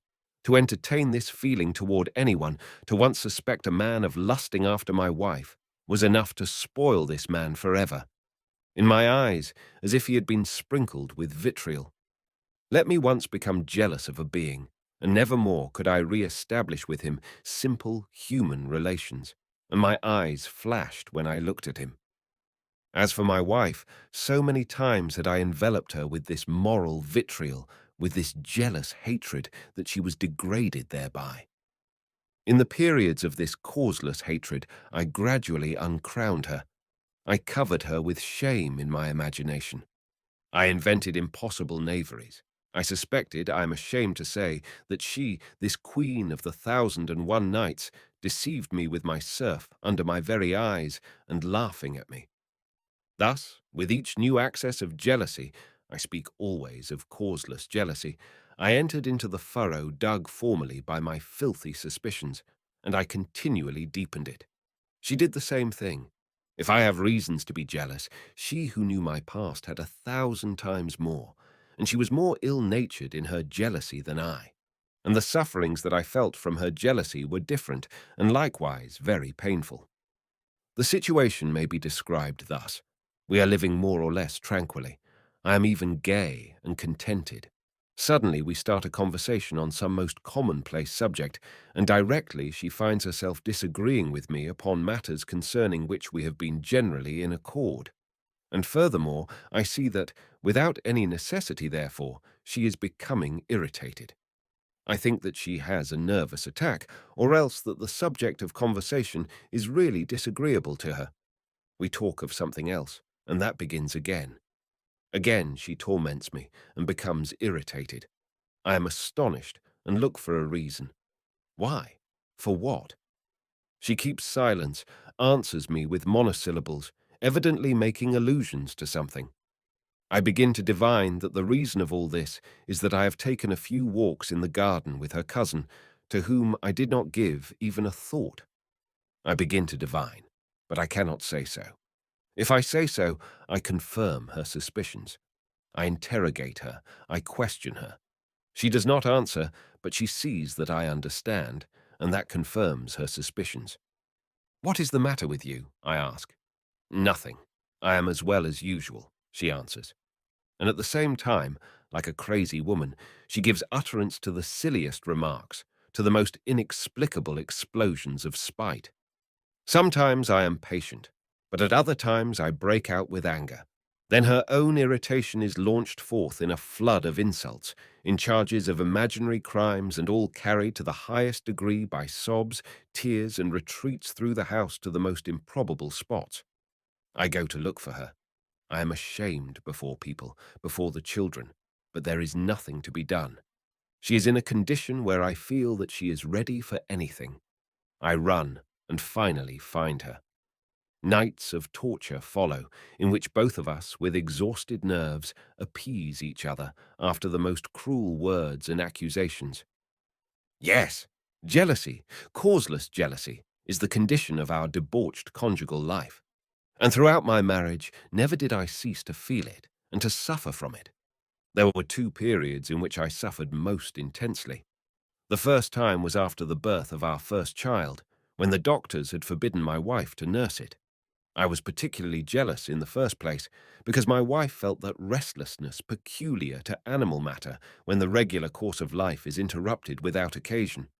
But especially was I jealous because, having seen with what facility she had thrown off her moral duties as a mother, I concluded rightly, though unconsciously, that she would throw off as easily her conjugal duties, feeling all the surer of this because she was in perfect health, as was shown by the fact that, in spite of the prohibition of the dear doctors, she nursed her following children, and even very well. "I see that you have no love for the doctors," said I, having noticed Pozdnyshev's extraordinarily spiteful expression of face and tone of voice whenever he spoke of them. "It is not a question of loving them or of not loving them. They have ruined my life, as they have ruined the lives of thousands of beings before me, and I cannot help connecting the consequence with the cause. I conceive that they desire, like the lawyers and the rest, to make money. I would willingly have given them half of my income, and anyone would have done it in my place, understanding what they do, if they had consented not to meddle in my conjugal life, and to keep themselves at a distance. I have compiled no statistics, but I know scores of cases, in reality they are innumerable, where they have killed, now a child in its mother's womb, asserting positively that the mother could not give birth to it, when the mother could give birth to it very well. Now mothers, under the pretext of a so-called operation. No one has counted these murders, just as no one counted the murders of the Inquisition, because it was supposed that they were committed for the benefit of humanity. Innumerable are the crimes of the doctors, but all these crimes are nothing compared with the materialistic demoralization which they introduce into the world through women. I say nothing of the fact that if it were to follow their advice, thanks to the microbe which they see everywhere, humanity, instead of tending to union, would proceed straight to complete disunion. Everybody, according to their doctrine, should isolate himself and never remove from his mouth a syringe filled with phenic acid. Moreover, they have found out now that it does no good. But I would pass over all these things. The supreme poison is the perversion of people, especially of women. One can no longer say now, "You live badly, live better." One can no longer say it either to himself or to others, for if you live badly, say the doctors, the cause is in the nervous system or in something similar, and it is necessary to go to consult them, and they will prescribe for you 35 kopecks worth of remedies to be bought at the drugstore, and you must swallow them. Your condition grows worse. Again to the doctors, and more remedies. An excellent business. But to return to our subject, I was saying that my wife nursed her children well, that the nursing and the gestation of the children, and the children in general, quieted my tortures of jealousy, but that, on the other hand, they provoked torments of a different sort. Chapter 16. The children came rapidly, one after another, and there happened what happens in our society with children and doctors. Yes, children maternal love. It is a painful thing. Children, to a woman of our society, are not a joy, a pride, nor a fulfillment of her vocation, but a cause of fear, anxiety, and interminable suffering, torture. Women say it, they think it, and they feel it too. Children to them are really a torture, not because they do not wish to give birth to them, nurse them, and care for them. Women with a strong maternal instinct, and such was my wife, are ready to do that, but because the children may fall sick and die. They do not wish to give birth to them, and then not love them. And when they love, they do not wish to feel fear for the child's health and life. That is why they do not wish to nurse them. If I nurse it, they say, I shall become too fond of it. One would think that they preferred India rubber children, which could neither be sick nor die, and could always be repaired. What an entanglement in the brains of these poor women! Why such abominations to avoid pregnancy and to avoid the love of the little ones? Love, the most joyous condition of the soul, is represented as a danger. And why? Because when a man does not live as a man, he is worse than a beast. A woman cannot look upon a child otherwise than as a pleasure. It is true that it is painful to give birth to it, but what little hands! Oh, the little hands! Oh, the little feet! Oh, its smile! Oh, its little body! Oh, its prattle! Oh, its hiccough! In a word, it is a feeling of animal, sensual maternity. But as for any idea as to the mysterious significance of the appearance of a new human being to replace us, there is scarcely a sign of it. Nothing of it appears in all that is said and done. No one has any faith now in a baptism of the child, and yet that was nothing but a reminder of the human significance of the newborn babe. They have rejected all that, but they have not replaced it, and there remain only the dresses, the laces, the little hands, the little feet, and whatever exists in the animal. But the animal has neither imagination, nor foresight, nor reason, nor a doctor. No, not even a doctor. The chicken droops its head, overwhelmed, or the calf dies. The hen clucks, and the cow lows for a time, and then these beasts continue to live, forgetting what has happened. With us, if the child falls sick, what is to be done, how to care for it, what doctor to call, where to go? If it dies, there will be no more little hands or little feet, and then what is the use of the sufferings endured? The cow does not ask all that, and this is why children are a source of misery. The cow has no imagination, and for that reason cannot think how it might have saved the child if it had done this or that, and its grief, founded in its physical being, lasts but a very short time. It is only a condition, and not that sorrow which becomes exaggerated to the point of despair thanks to idleness and satiety. The cow has not that reasoning faculty which would enable it to ask the why. Why endure all these tortures? What was the use of so much love if the little ones were to die? The cow has no logic which tells it to have no more children, and, if any come accidentally, to neither love nor nurse them, that it may not suffer. But our wives reason, and reason in this way, and that is why I said that when a man does not live as a man, he is beneath the animal. But then, how is it necessary to act, in your opinion, in order to treat children humanly? I asked. How? Why? Love them humanly. Well, do not mothers love their children? They do not love them humanly, or very seldom do, and that is why they do not love them even as dogs. Mark this, a hen, a goose, a wolf will always remain to woman inaccessible ideals of animal love. It is a rare thing for a woman to throw herself, at the peril of her life, upon an elephant to snatch her child away, whereas a hen or a sparrow will not fail to fly at a dog and sacrifice itself utterly for its children. Observe this also. Woman has the power to limit her physical love for her children, which an animal cannot do. Does that mean that, because of this, woman is inferior to the animal? No, she is superior, and even to say superior is unjust. She is not superior, she is different, but she has other duties, human duties. She can restrain herself in the matter of animal love and transfer her love to the soul of the child. That is what woman's role should be, and that is precisely what we do not see in our society. We read of the heroic acts of mothers who sacrifice their children in the name of a superior idea, and these things seem to us like tales of the ancient world which do not concern us. And yet I believe that if the mother has not some ideal, in the name of which she can sacrifice the animal feeling, and if this force finds no employment, she will transfer it to chimerical attempts to physically preserve her child, aided in this task by the doctor, and she will suffer as she does suffer. So it was with my wife. Whether there was one child or five, the feeling remained the same. In fact, it was a little better when there had been five. Life was always poisoned with fear for the children, not only from their real or imaginary diseases, but even by their simple presence. For my part, at least, throughout my conjugal life, all my interests and all my happiness depended upon the health of my children, their condition, their studies. Children, it is needless to say, are a serious consideration, but all ought to live, and in our days parents can no longer live. Regular life does not exist for them.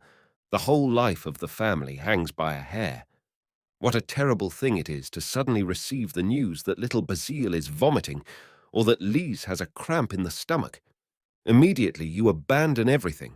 You forget everything. Everything becomes nothing. The essential thing is the doctor, the enema, the temperature. You cannot begin a conversation, but little Pierre comes running in with an anxious air to ask if he may eat an apple, or what jacket he shall put on, or else it is the servant who enters with a screaming baby. Regular, steady family life does not exist. Where you live, and consequently what you do, depends upon the health of the little ones. The health of the little ones depends upon nobody, and thanks to the doctors who pretend to aid health, your entire life is disturbed. It is a perpetual peril. Scarcely do we believe ourselves out of it when a new danger comes, more attempts to save. Always the situation of sailors on a foundering vessel. Sometimes it seemed to me that this was done on purpose, that my wife feigned anxiety in order to conquer me, since that solved the question so simply for her benefit. It seemed to me that all that she did at those times was done for its effect upon me, but now I see that she herself, my wife, suffered and was tortured on account of the little ones, their health, and their diseases. A torture to both of us, but to her the children were also a means of forgetting herself, like an intoxication. I often noticed, when she was very sad, that she was relieved, when a child fell sick, at being able to take refuge in this intoxication. It was involuntary intoxication, because as yet there was nothing else. On every side we heard that Mrs. So-and-so had lost children, that Dr. So-and-so had saved the child of Mrs. So-and-so, and that in a certain family all had moved from the house in which they were living, and thereby saved the little ones. And the doctors, with a serious air, confirmed this, sustaining my wife in her opinions. She was not prone to fear, but the doctor dropped some word, like corruption of the blood, scarlatina, or else, heaven help us, diphtheria, and off she went. It was impossible for it to be otherwise. Women in the old days had the belief that God has given, God has taken away, that the soul of the little angel is going to heaven, and that it is better to die innocent than to die in sin. If the women of today had something like this faith, they could endure more peacefully the sickness of their children. But of all that there does not remain even a trace. And yet it is necessary to believe in something. Consequently, they stupidly believe in medicine, and not even in medicine, but in the doctor. One believes in X, another in Z, and like all believers, they do not see the idiocy of their beliefs. They believe quia absurdum because in reality, if they did not believe in a stupid way, they would see the vanity of all that these brigands prescribe for them. Scarlatina is a contagious disease. So when one lives in a large city, half the family has to move away from its residence. We did it twice. And yet every man in the city is a centre through which pass innumerable diameters, carrying threads of all sorts of contagions. There is no obstacle. The baker, the tailor, the coachman, the laundresses. And I would undertake, for every man who moves on account of contagion, to find in his new dwelling place another contagion similar, if not the same. But that is not all. Everyone knows rich people who, after a case of diphtheria, destroy everything in their residences and then fall sick in houses newly built and furnished. Everyone knows, likewise, numbers of men who come in contact with sick people and do not get infected. Our anxieties are due to the people who circulate tall stories. One woman says that she has an excellent doctor. "Pardon me," answers the other. "He killed such a one, or such a one," and vice versa.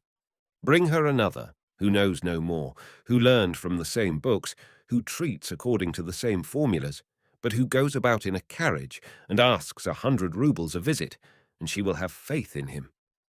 It all lies in the fact that our women are savages. They have no belief in God, but some of them believe in the evil eye, and the others in doctors who charge high fees.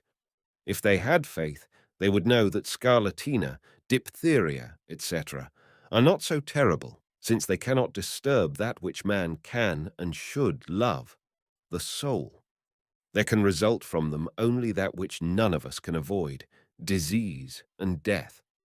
Without faith in God, they love only physically, and all their energy is concentrated upon the preservation of life, which cannot be preserved, and which the doctors promise the fools of both sexes to save. And from that time, there is nothing to be done. The doctors must be summoned.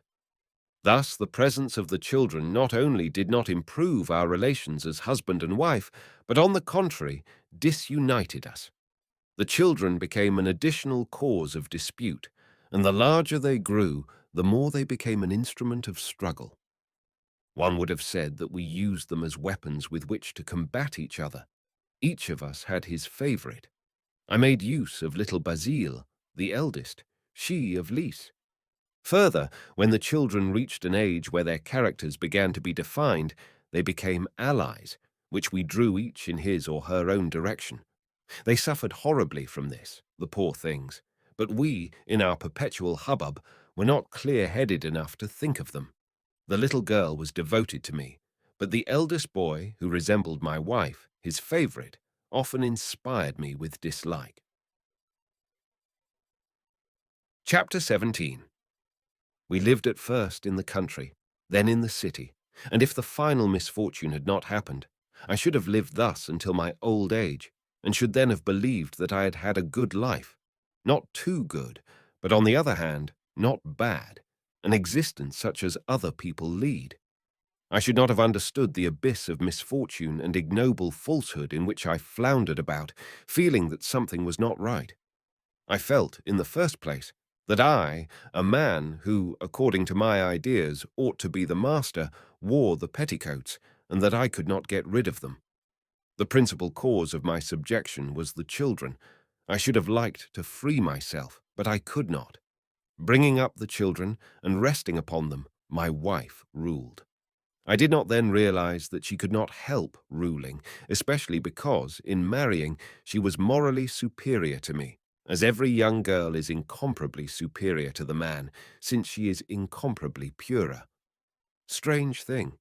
The ordinary wife in our society is a very commonplace person, or worse, selfish, gossiping, whimsical, whereas the ordinary young girl, until the age of 20, is a charming being, ready for everything that is beautiful and lofty. Why is this so? Evidently because husbands pervert them and lower them to their own level. In truth, if boys and girls are born equal, the little girls find themselves in a better situation. In the first place, the young girl is not subjected to the perverting conditions to which we are subjected. She has neither cigarettes, nor wine, nor cards, nor comrades, nor public houses, nor public functions. And then the chief thing is that she is physically pure, and that is why, in marrying, she is superior to her husband. She is superior to man as a young girl, and when she becomes a wife in our society, where there is no need to work in order to live, she becomes superior also by the gravity of the acts of generation, birth, and nursing. Woman, in bringing a child into the world and giving it her bosom, sees clearly that her affair is more serious than the affair of man who sits in the zemstvo, in the court. She knows that in these functions the main thing is money, and money can be made in different ways, and for that very reason money is not inevitably necessary, like nursing a child. Consequently, woman is necessarily superior to man, and must rule. But man, in our society, not only does not recognize this, but on the contrary, always looks upon her from the height of his grandeur, despising what she does. Thus my wife despised me for my work at the zemstvo, because she gave birth to children and nursed them. I, in turn, thought that woman's labor was most contemptible, which one might and should laugh at. Apart from the other motives, we were also separated by a mutual contempt. Our relations grew ever more hostile, and we arrived at that period when not only did dissent provoke hostility, but hostility provoked dissent. Whatever she might say, I was sure in advance to hold a contrary opinion, and she the same. Toward the 4th year of our marriage, it was tacitly decided between us that no intellectual community was possible, and we made no further attempts at it. As to the simplest objects, we each held obstinately to our own opinions. With strangers we talked upon the most varied and most intimate matters, but not with each other. Sometimes, in listening to my wife talk with others in my presence, I said to myself, "What a woman! Everything that she says is a lie." And I was astonished that the person with whom she was conversing did not see that she was lying. When we were together, we were condemned to silence, or to conversations which I am sure might have been carried on by animals. "What time is it? It is bedtime. What is there for dinner today? Where shall we go? What is there in the newspaper? The doctor must be sent for. Lise has a sore throat." Unless we kept within the extremely narrow limits of such conversation, irritation was sure to ensue. The presence of a third person relieved us, for through an intermediary we could still communicate. She probably believed that she was always right. As for me, in my own eyes, I was a saint beside her. The periods of what we call love arrived as often as formerly. They were more brutal, without refinement, without ornament, but they were short, and generally followed by periods of irritation without cause, irritation fed by the most trivial pretexts. We had spats about the coffee, the tablecloth, the carriage, games of cards, trifles, in short, which could not be of the least importance to either of us. As for me, a terrible execration was continually boiling up within me. I watched her pour the tea, swing her foot, lift her spoon to her mouth, and blow upon hot liquids or sip them, and I detested her as if these had been so many crimes. I did not notice that these periods of irritation depended very regularly upon the periods of love. Each of the latter was followed by one of the former. A period of intense love was followed by a long period of anger. A period of mild love induced a mild irritation. We did not understand that this love and this hatred were two opposite faces of the same animal feeling. To live thus would be terrible if one understood the philosophy of it. But we did not perceive this. We did not analyze it. It is at once the torture and the relief of man that when he lives irregularly, he can cherish illusions as to the miseries of his situation. So did we. She tried to forget herself in sudden and absorbing occupations, in household duties, the care of the furniture, her dress and that of her children, in the education of the latter, and in looking after their health. These were occupations that did not arise from any immediate necessity, but she accomplished them as if her life and that of her children depended on whether the pastry was allowed to burn, whether a curtain was hanging properly, whether a dress was a success, whether a lesson was well learned, or whether a medicine was swallowed. I saw clearly that to her all this was, more than anything else, a means of forgetting, an intoxication, just as hunting, card-playing, and my functions at the Zemstvo served the same purpose for me. It is true that in addition I had an intoxication, literally speaking. Tobacco, which I smoked in large quantities, and wine, upon which I did not get drunk, but of which I took too much.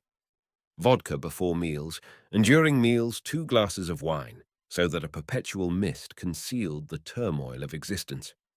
These new theories of hypnotism, of mental maladies, of hysteria, are not simple stupidities, but dangerous or evil stupidities.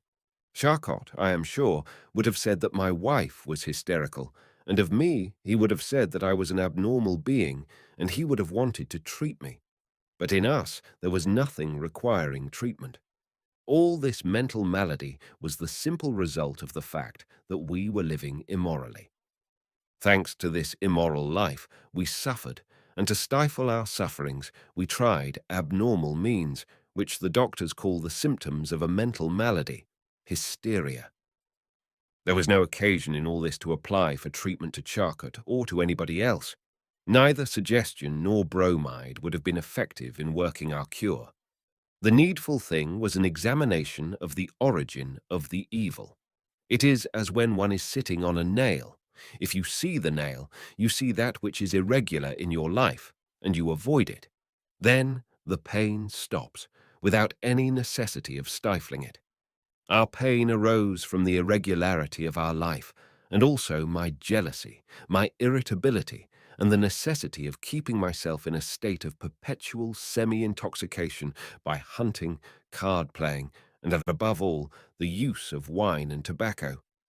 It was because of this irregularity that my wife so passionately pursued her occupations.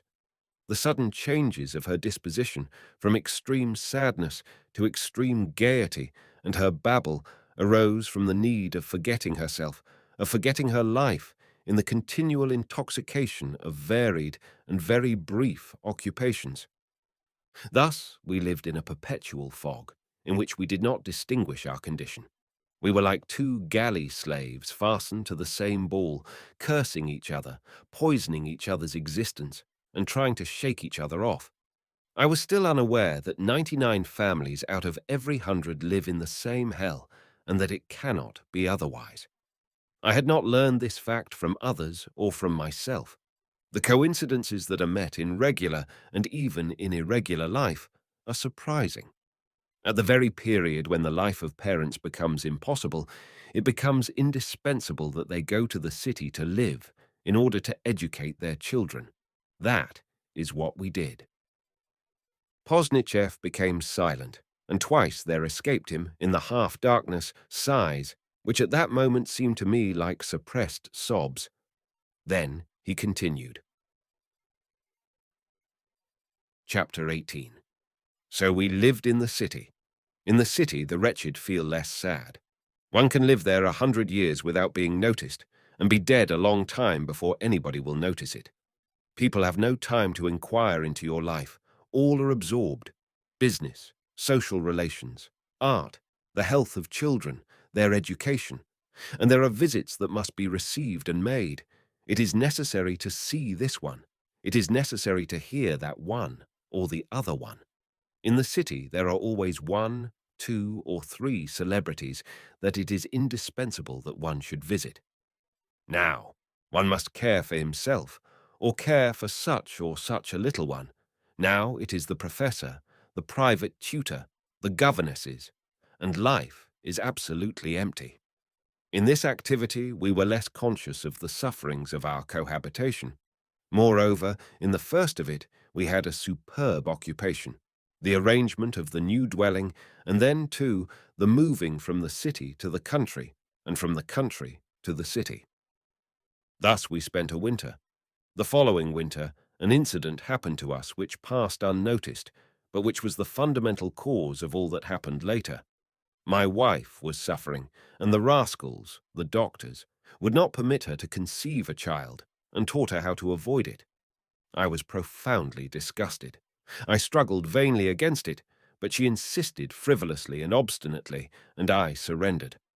The last justification of our life as wretches was thereby suppressed, and life became baser than ever. The peasant and the working man need children, and hence their conjugal relations have a justification. But we, when we have a few children, have no need of any more. They make a superfluous confusion of expenses and joint heirs, and are an embarrassment. Consequently, we have no excuses for our existence as wretches, but that we are so deeply degraded that we do not see the necessity of a justification. The majority of people in contemporary society give themselves up to this debauchery without the slightest remorse. We have no conscience left except, so to speak, the conscience of public opinion and of the criminal code. But in this matter, neither of these consciences is struck. There is not a being in society who blushes at it. Each one practices it. X, Y, Z, etc. What is the use of multiplying beggars and depriving ourselves of the joys of social life? There is no necessity of having conscience before the criminal code or of fearing it. Low girls, soldiers' wives who throw their children into ponds or wells, these certainly must be put in prison.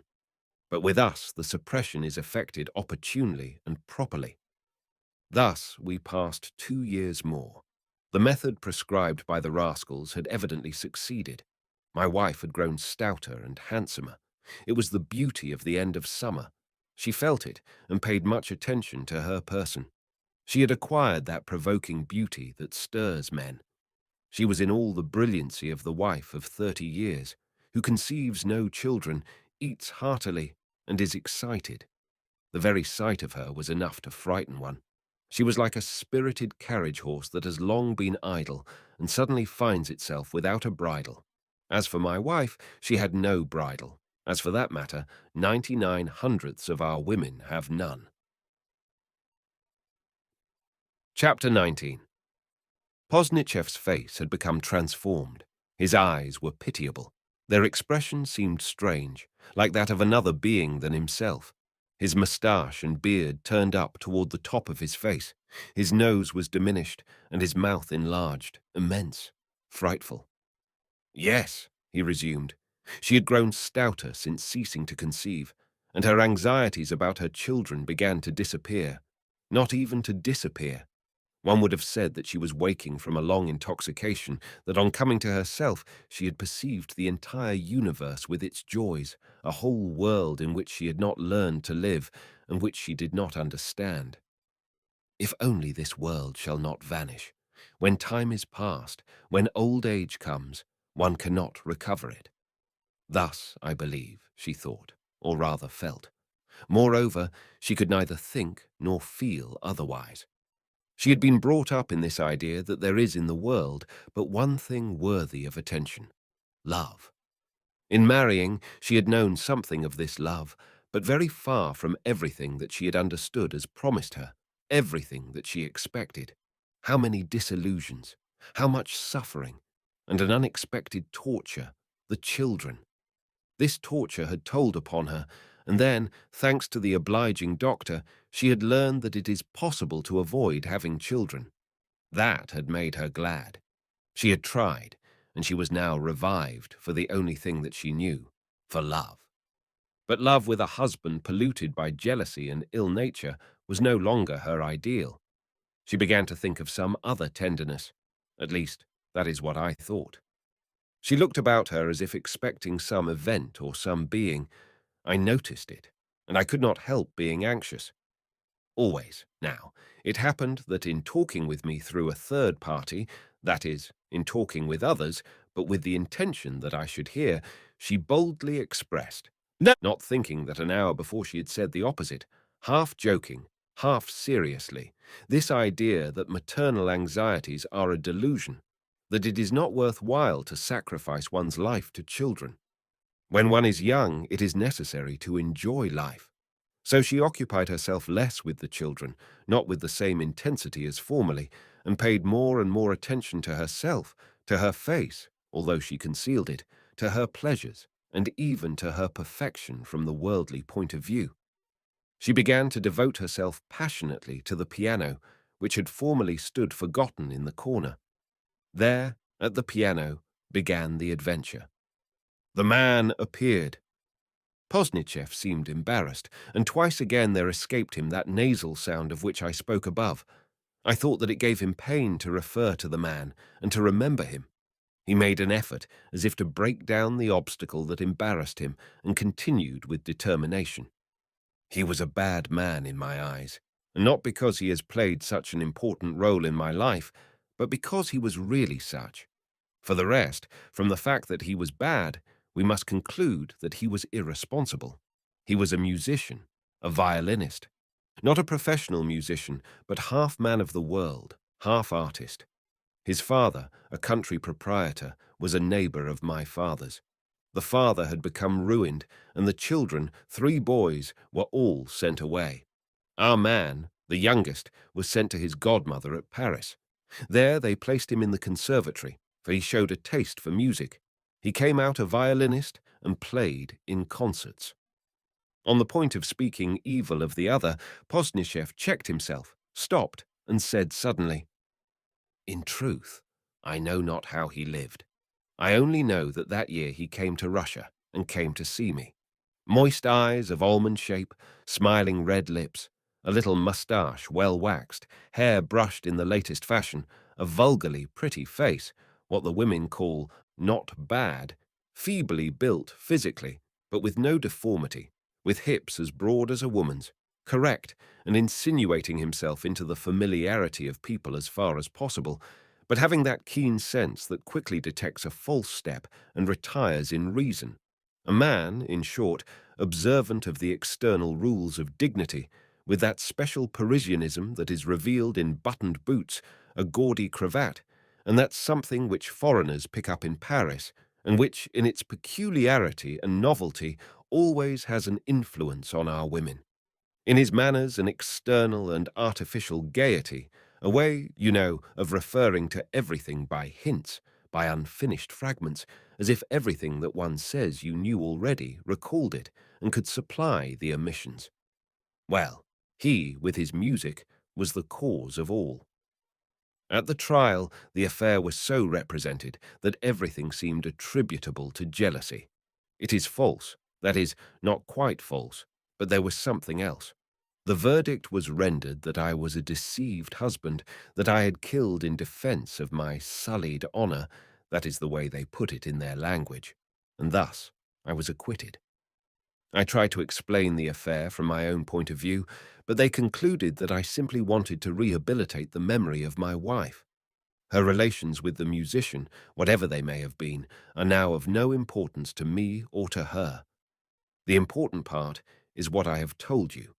The whole tragedy was due to the fact that this man came into our house at a time when an immense abyss had already been dug between us, that frightful tension of mutual hatred in which the slightest motive sufficed to precipitate the crisis. Our quarrels in the last days were something terrible, and the more astonishing because they were followed by a brutal passion extremely strained. If it had not been he, some other would have come. If the pretext had not been jealousy, I should have discovered another. I insist upon this point, that all husbands who live the married life that I lived must either resort to outside debauchery, or separate from their wives, or kill themselves, or kill their wives as I did. If there is anyone in my case to whom this does not happen, he is a very rare exception, for before ending as I ended, I was several times on the point of suicide, and my wife made several attempts to poison herself. Chapter 20. In order that you may understand me, I must tell you how this happened. We were living along, and all seemed well. Suddenly, we began to talk of the children's education. I do not remember what words either of us uttered, but a discussion began, reproaches, leaps from one subject to another. Yes, I know it. It has been so for a long time. You said that? No, I did not say that. Then I lie, etc. And I felt that the frightful crisis was approaching when I should desire to kill her or else myself. I knew that it was approaching. I was afraid of it as of fire. I wanted to restrain myself, but rage took possession of my whole being. My wife found herself in the same condition, perhaps worse. She knew that she intentionally distorted each of my words, and each of her words was saturated with venom. All that was dear to me she disparaged and profaned. The farther the quarrel went, the more furious it became. I cried, "Be silent," or something like that. She bounded out of the room and ran toward the children. I tried to hold her back to finish my insults. I grasped her by the arm and hurt her. She cried, "Children, your father is beating me." I cried, "Don't lie." She continued to utter falsehoods for the simple purpose of irritating me further. "Ah, it is not the first time," or something of that sort. The children rushed toward her and tried to quiet her. I said, "Don't sham." She said, "You look upon everything as a sham. You would kill a person and say he was shamming. Now I understand you. That is what you want to do." "Oh, if you were only dead," I cried. I remember how that terrible phrase frightened me. Never had I thought that I could utter words so brutal, so frightful, and I was stupefied at what had just escaped my lips. I fled into my private apartment. I sat down and began to smoke. I heard her go into the hall and prepare to go out. I asked her, "Where are you going?" She did not answer. "Well, may the devil take you," said I to myself, going back into my private room, where I lay down again and began smoking afresh. Thousands of plans of vengeance, of ways of getting rid of her, and how to arrange this, and act as if nothing had happened. All this passed through my head. I thought of these things, and I smoked and smoked and smoked.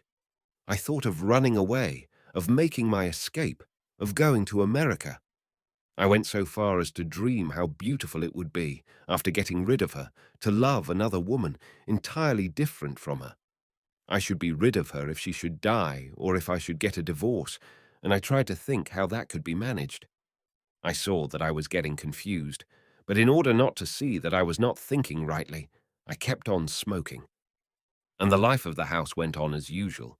The children's teacher came and asked, "Where is Madame? When will she return?" The servants asked if they should serve the tea. I entered the dining room. The children, Lise, the eldest girl, looked at me with fright, as if to question me, and she did not come. The whole evening passed, and still she did not come. Two sentiments kept succeeding each other in my soul. Hatred of her, since she tortured myself and the children by her absence, but would finally return just the same, and fear lest she might return and make some attempt upon herself.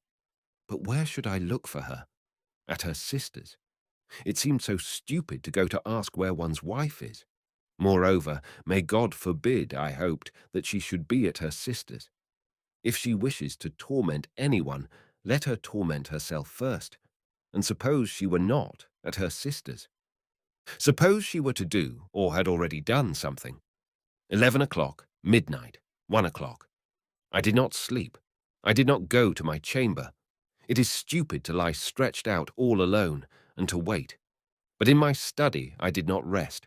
I tried to busy myself, to write letters, to read. Impossible. I was alone, tortured, wicked, and I listened. Toward daylight I went to sleep. I awoke. She had not returned. Everything in the house went on as usual, and all looked at me in astonishment, questioningly. The children's eyes were full of reproach for me, and always the same feeling of anxiety about her, and of hatred because of this anxiety. Toward 11 o'clock in the morning came her sister, her ambassadress. Then began the usual phrases. "She is in a terrible state. What is the matter?" "Why, nothing has happened." I spoke of her asperity of character, and I added that I had done nothing, and that I would not take the first step. If she wants a divorce, so much the better. My sister-in-law would not listen to this idea, and went away without having gained anything. I was obstinate, and I said boldly and determinedly in talking to her that I would not take the first step. Immediately she had gone, I went into the other room and saw the children in a frightened and pitiful state, and there I found myself already inclined to take this first step. But I was bound by my word. Again, I walked up and down, always smoking. At breakfast, I drank brandy and wine, and I reached the point which I unconsciously desired, the point where I no longer saw the stupidity and baseness of my situation. Toward 3 o'clock she came. I thought that she was appeased or admitted her defeat. I began to tell her that I was provoked by her reproaches. She answered me with the same severe and terribly downcast face, that she had not come for explanations, but to take the children, that we could not live together. I answered that it was not my fault, that she had put me beside myself. She looked at me with a severe and solemn air and said, "Say no more. You will repent it." I said that I could not tolerate comedies. Then she cried out something that I did not understand and rushed toward her room. The key turned in the lock and she shut herself up. I pushed at the door. There was no response. Furious, I went away. A half-hour later, Lise came running all in tears. "What? Has anything happened? We cannot hear, Mama." We went toward my wife's room. I pushed the door with all my might. The bolt was scarcely drawn, and the door opened. In a skirt with high boots, my wife lay awkwardly on the bed. On the table, an empty opium phial. We restored her to life. Tears and then reconciliation. Not reconciliation. Internally, each kept the hatred for the other, but it was absolutely necessary for the moment to end the scene in some way, and life began again as before. These scenes, and even worse, came now once a week, now every month, now every day, and invariably the same incidents. Once I was absolutely resolved to fly, but through some inconceivable weakness I remained. Such were the circumstances in which we were living when the man came. The man was bad, it is true, but what? No worse than we were. Chapter 21. When we moved to Moscow, this gentleman, his name was Trukhachevsky, came to my house. It was in the morning. I received him.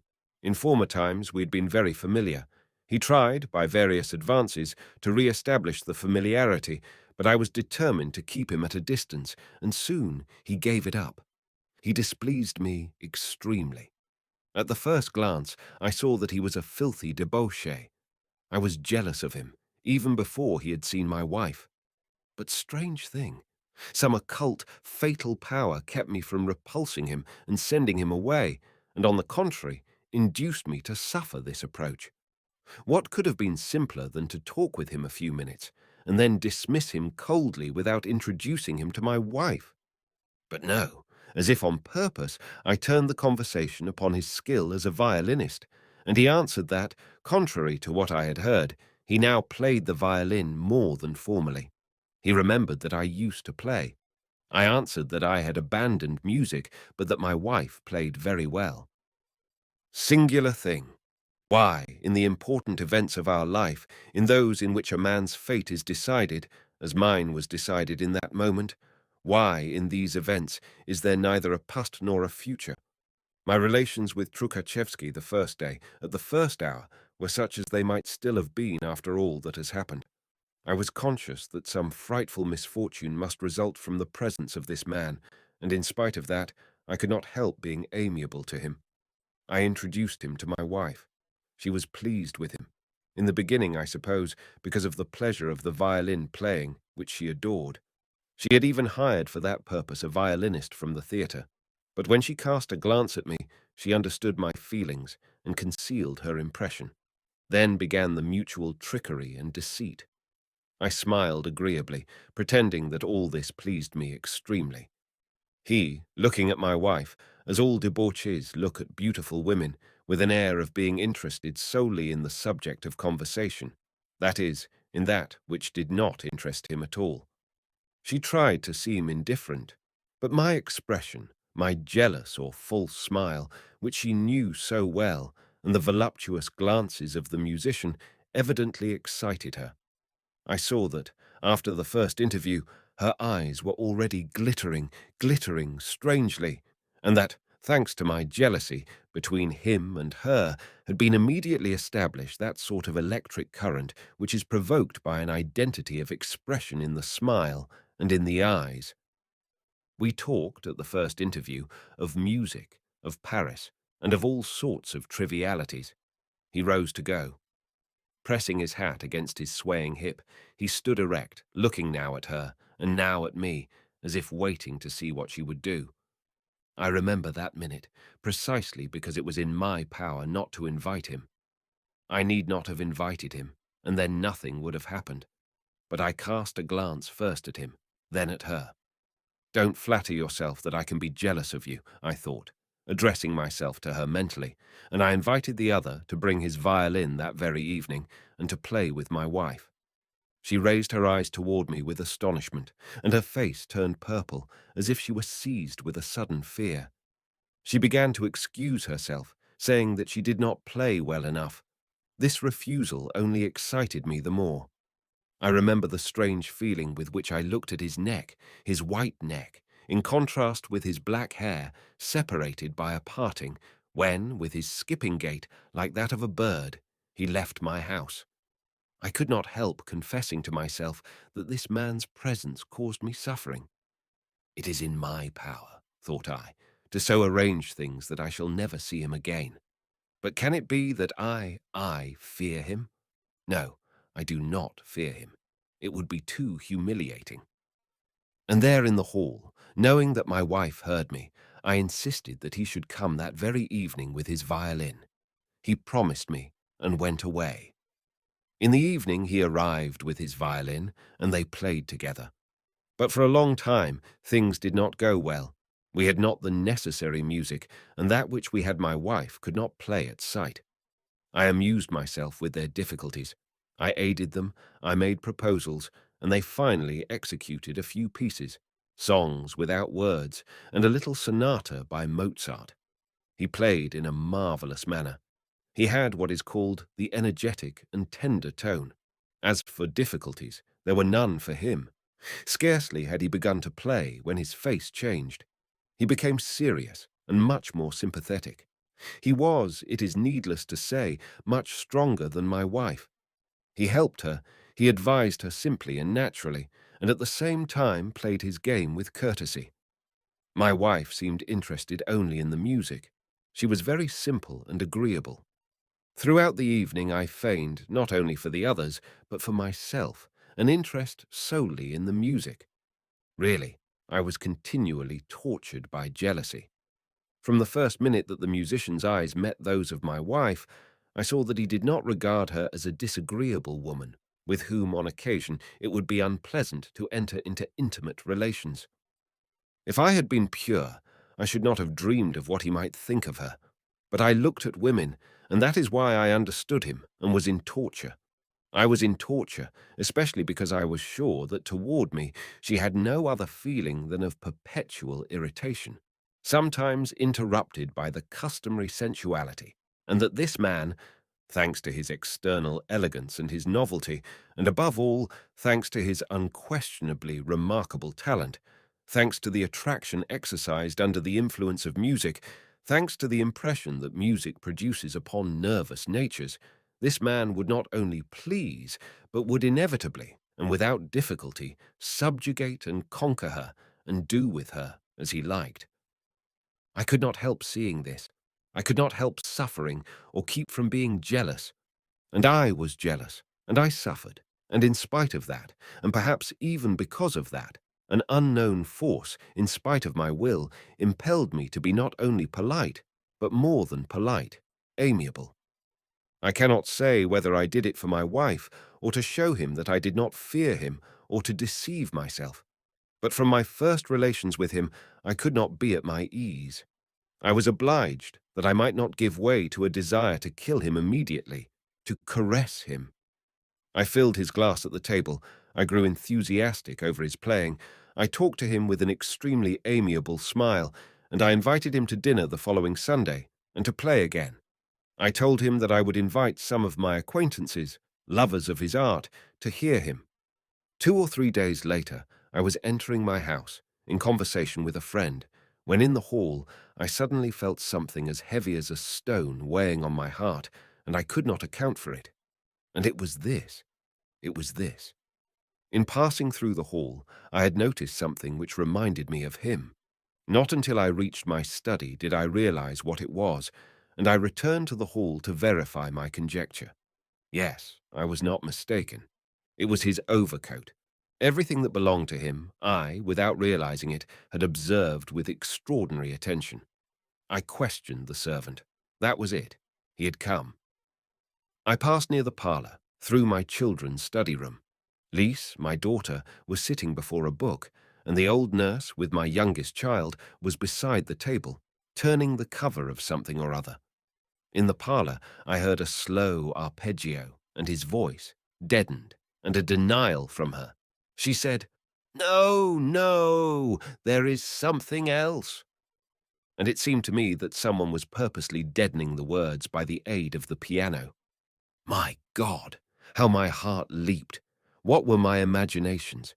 When I remember the beast that lived in me at that moment, I am seized with fright. My heart was first compressed, then stopped, and then began to beat like a hammer. The principal feeling, as in every bad feeling, was pity for myself. Before the children, before the old nurse, thought I, she dishonors me. I will go away. I can endure it no longer. God knows what I should do if, but I must go in. The old nurse raised her eyes to mine as if she understood, and advised me to keep a sharp watch. I must go in, I said to myself, and without knowing what I did, I opened the door. He was sitting at the piano and making arpeggios with his long, white, curved fingers. She was standing in the angle of the grand piano before the open score. She saw or heard me first, and raised her eyes to mine. Was she stunned? Was she pretending not to be frightened, or was she really not frightened at all? In any case, she did not tremble. She did not stir. She blushed, but only a little later. "How glad I am that you have come. We have not decided what we will play Sunday," said she, in a tone that she would not have had if she had been alone with me. This tone, and the way in which she said we in speaking of herself and of him, revolted me. I saluted him silently. He shook hands with me directly, with a smile that seemed to me full of mockery. He explained to me that he had brought some scores in order to prepare for the Sunday concert, and that they were not in accord as to the piece to choose, whether difficult, classic things, notably a sonata by Beethoven, or lighter pieces. And as he spoke, he looked at me. It was all so natural, so simple, that there was absolutely nothing to be said against it. And at the same time I was sure, that it was false, that they were in a conspiracy to deceive me.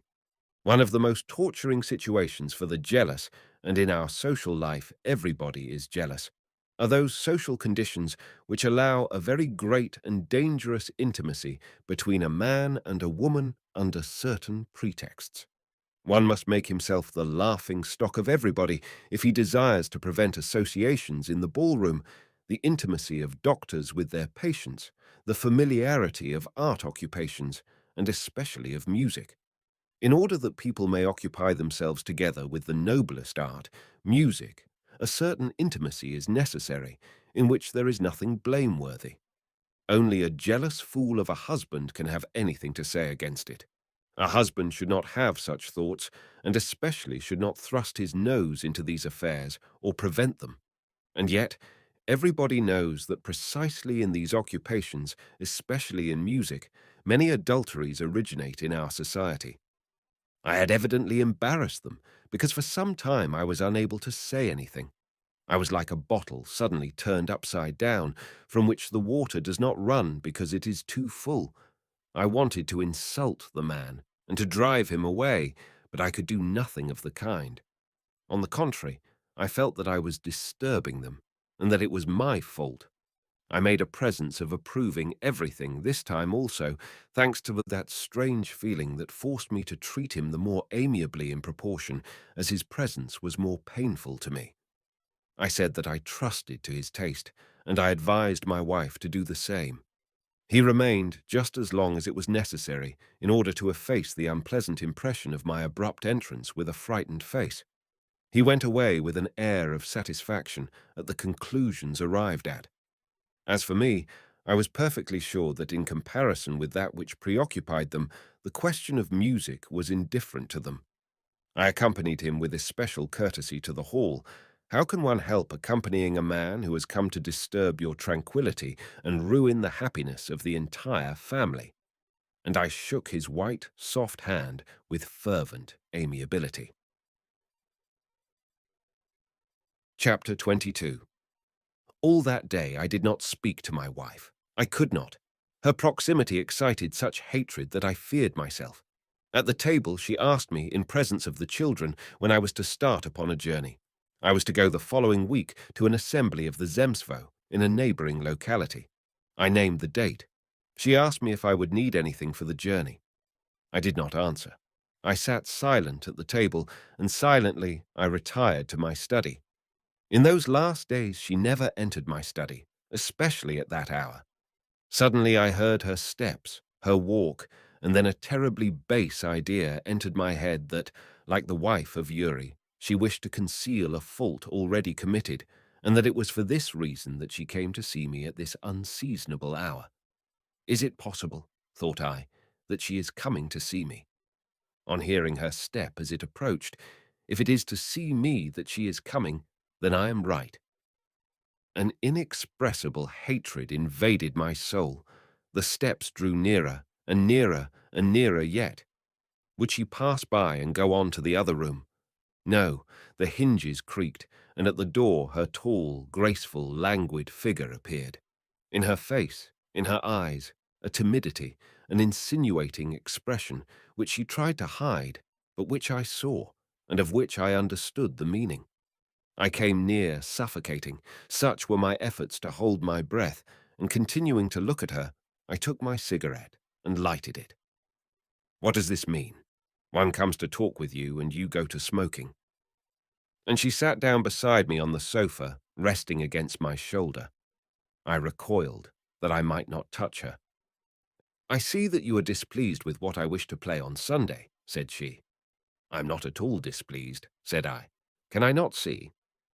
Well, I congratulate you on your clairvoyance. Only to you every baseness is agreeable, and I abhor it.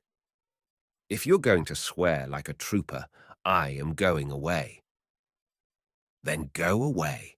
Only know that if the honor of the family is nothing to you, to me it is dear. As for you, the devil take you. What? What is the matter? Go away, in the name of God. But she did not go away. Was she pretending not to understand, or did she really not understand what I meant? But she was offended and became angry. You have become absolutely impossible, she began, or some such phrase as that regarding my character, trying as usual to give me as much pain as possible. After what you have done to my sister, she referred to an incident with her sister, in which beside myself I had uttered brutalities. She knew that that tortured me and tried to touch me in that tender spot. Nothing will astonish me. Yes, offended, humiliated, and dishonored, and after that to hold me still responsible, thought I. And suddenly a rage, such a hatred invaded me as I do not remember to have ever felt before. For the first time, I desired to express this hatred physically. I leaped upon her, but at the same moment I understood my condition, and I asked myself whether it would be well for me to abandon myself to my fury. And I answered myself that it would be well, that it would frighten her, and, instead of resisting, I lashed and spurred myself on, and was glad to feel my anger boiling more and more fiercely. Go away, or I will kill you, I cried, purposely, with a frightful voice, and I grasped her by the arm. She did not go away. Then I twisted her arm and pushed her away violently. What is the matter with you? Come to your senses, she shrieked. Go away, roared I, louder than ever, rolling my eyes wildly. It takes you to put me in such a fury. I do not answer for myself. Go away. In abandoning myself to my anger, I became steeped in it, and I wanted to commit some violent act to show the force of my fury. I felt a terrible desire to beat her, to kill her, but I realized that that could not be, and I restrained myself. I drew back from her, rushed to the table, grasped the paperweight, and threw it on the floor by her side. I took care to aim a little to one side, and before she disappeared, I did it so that she could see it. I grasped a candlestick, which I also hurled, and then took down the barometer, continuing to shout, "Go away! I do not answer for myself." She disappeared, and I immediately ceased my demonstrations. An hour later, the old servant came to me and said that my wife was in a fit of hysterics. I went to see her. She sobbed and laughed, incapable of expressing anything, her whole body in a tremble. She was not shamming, she was really sick. We sent for the doctor, and all night long I cared for her. Toward daylight she grew calmer, and we became reconciled under the influence of that feeling which we called love. The next morning, when, after the reconciliation, I confessed to her that I was jealous of Trukhachevsky, she was not at all embarrassed and began to laugh in the most natural way. So strange did the possibility of being led astray by such a man appear to her. With such a man, can an honest woman entertain any feeling beyond the pleasure of enjoying music with him? But if you like, I am ready to never see him again, even on Sunday, although everybody has been invited. Write him that I am indisposed, and that will end the matter. Only one thing annoys me, that anyone could have thought him dangerous. I am too proud not to detest such thoughts. And she did not lie. She believed what she said. She hoped by her words to provoke in herself a contempt for him, and thereby to defend herself. But she did not succeed. Everything was directed against her, especially that abominable music. So ended the quarrel, and on Sunday our guests came, and Trukhachevsky and my wife again played together. Chapter 23. I think that it is superfluous to say that I was very vain. If one has no vanity in this life of ours, there is no sufficient reason for living. So for that Sunday, I had busied myself in tastefully arranging things for the dinner and the musical soiree. I had purchased myself numerous things for the dinner and had chosen the guests. Towards 6 o'clock they arrived, and after them Trukhachevsky in his dress coat with diamond shirt studs, in bad taste.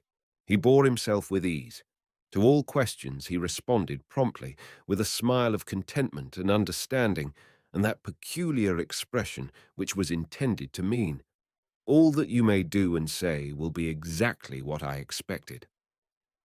Everything about him that was not correct I now noticed with especial pleasure, for it all tended to tranquilize me, and prove to me that to my wife he stood in such a degree of inferiority that, as she had told me, she could not stoop to his level. Less because of my wife's assurances than because of the atrocious sufferings which I felt in jealousy, I no longer allowed myself to be jealous. In spite of that, I was not at ease with the musician or with her during dinner time and the time that elapsed before the beginning of the music. Involuntarily, I followed each of their gestures and looks. The dinner, like all dinners, was tiresome and conventional. Not long afterward, the music began. He went to get his violin. My wife advanced to the piano and rummaged among the scores. Oh, how well I remember all the details of that evening. I remember how he brought the violin, how he opened the box, took off the serge embroidered by a lady's hand, and began to tune the instrument. I can still see my wife sit down, with a false air of indifference, under which it was plain that she hid a great timidity, a timidity that was especially due to her comparative lack of musical knowledge. She sat down with that false air in front of the piano, and then began the usual preliminaries, the pizzicati of the violin and the arrangement of the scores. I remember then how they looked at each other and cast a glance at their auditors who were taking their seats. They said a few words to each other, and the music began. They played Beethoven's Kreutzer Sonata. Do you know the first presto? Do you know it? Ah.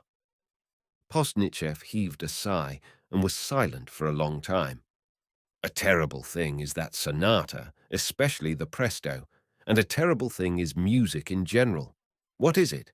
Why does it do what it does? They say that music stirs the soul. Stupidity. A lie. It acts frightfully. I speak for myself, but not in an ennobling way. It acts neither in an ennobling nor a debasing way, but in an irritating way. How shall I say it? Music makes me forget my real situation. It transports me into a state which is not my own. Under the influence of music, I really seem to feel what I do not feel, to understand what I do not understand, to have powers which I cannot have. Music seems to me to act like yawning or laughter.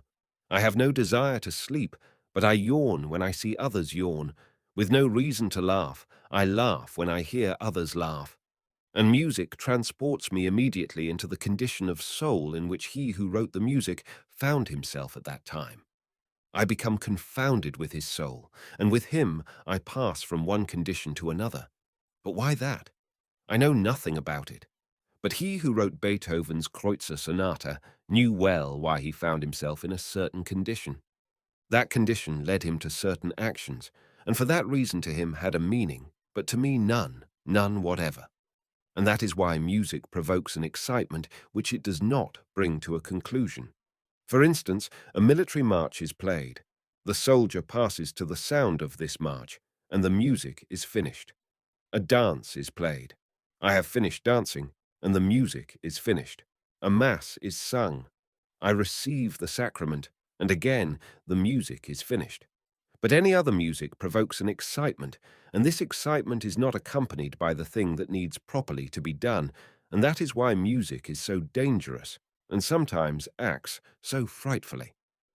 In China, music is under the control of the state, and that is the way it ought to be. Is it admissible that the first comer should hypnotize one or more persons and then do with them as he likes? And especially that the hypnotizer should be the first immoral individual who happens to come along. It is a frightful power in the hands of anyone, no matter whom. For instance, should they be allowed to play this Kreutzer Sonata? The first presto, and there are many like it, in parlors, among ladies wearing low-necked dresses, or in concerts, then finish the piece, receive the applause, and then begin another piece. These things should be played under certain circumstances, only in cases where it is necessary to incite certain actions corresponding to the music. But to incite an energy of feeling which corresponds to neither the time nor the place, and is expended in nothing, cannot fail to act dangerously. On me, in particular, this piece acted in a frightful manner. One would have said that new sentiments, new virtualities of which I was formerly ignorant, had developed in me. Ah, yes, that's it. Not at all as I lived and thought before. This is the right way to live. Thus I spoke to my soul as I listened to that music. What was this new thing that I thus learned? That I did not realize, but the consciousness of this indefinite state filled me with joy. In that state there was no room for jealousy. The same faces, and among them he and my wife, I saw in a different light. This music transported me into an unknown world where there was no room for jealousy. Jealousy and the feelings that provoke it seemed to me trivialities, nor worth thinking of. After the presto followed the andante, not very new, with commonplace variations, and the feeble finale. Then they played more, at the request of the guests, first an elegy by Ernst, and then various other pieces. They were all very well, but did not produce upon me a tenth part of the impression that the opening piece did. I felt light and gay throughout the evening. As for my wife, never had I seen her as she was that night. Those brilliant eyes, that severity and majestic expression while she was playing, and then that utter languor, that weak, pitiable and happy smile after she had finished. I saw them all and attached no importance to them, believing that she felt as I did, that to her, as to me, new sentiments had been revealed, as through a fog. During almost the whole evening, I was not jealous. 2 days later I was to start for the assembly of the Zemstvo, and for that reason, on taking leave of me and carrying all his scores with him, Trukachevsky asked me when I should return. I inferred from that he believed it impossible to come to my house during my absence, and that was agreeable to me. Now I was not to return before his departure from the city, so we bade each other a definite farewell. For the first time I shook his hand with pleasure, and thanked him for the satisfaction that he had given me. He likewise took leave of my wife, and their parting seemed to me very natural and proper. All went marvellously. My wife and I retired, well satisfied with the evening. We talked of our impressions in a general way, and we were nearer together and more friendly than we had been for a long time. Chapter 24. 2 days later, I started for the assembly, having bid farewell to my wife in an excellent and tranquil state of mind. In the district, there was always much to be done. It was a world and a life apart. During 2 days, I spent 10 hours at the sessions. The evening of the second day, on returning to my district lodgings, I found a letter from my wife, telling me of the children, of their uncle, of the servants, and, among other things, as if it were perfectly natural, that Trukhachevsky had been at the house and had brought her the promised scores.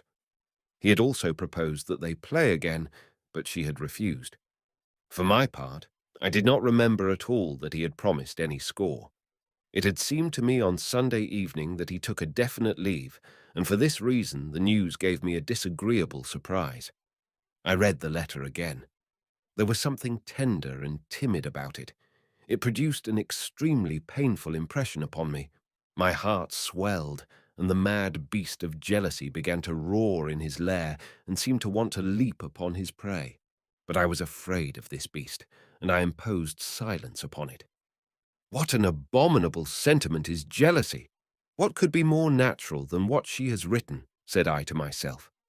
I went to bed, thinking myself tranquil again. I thought of the business that remained to be done, and I went to sleep without thinking of her.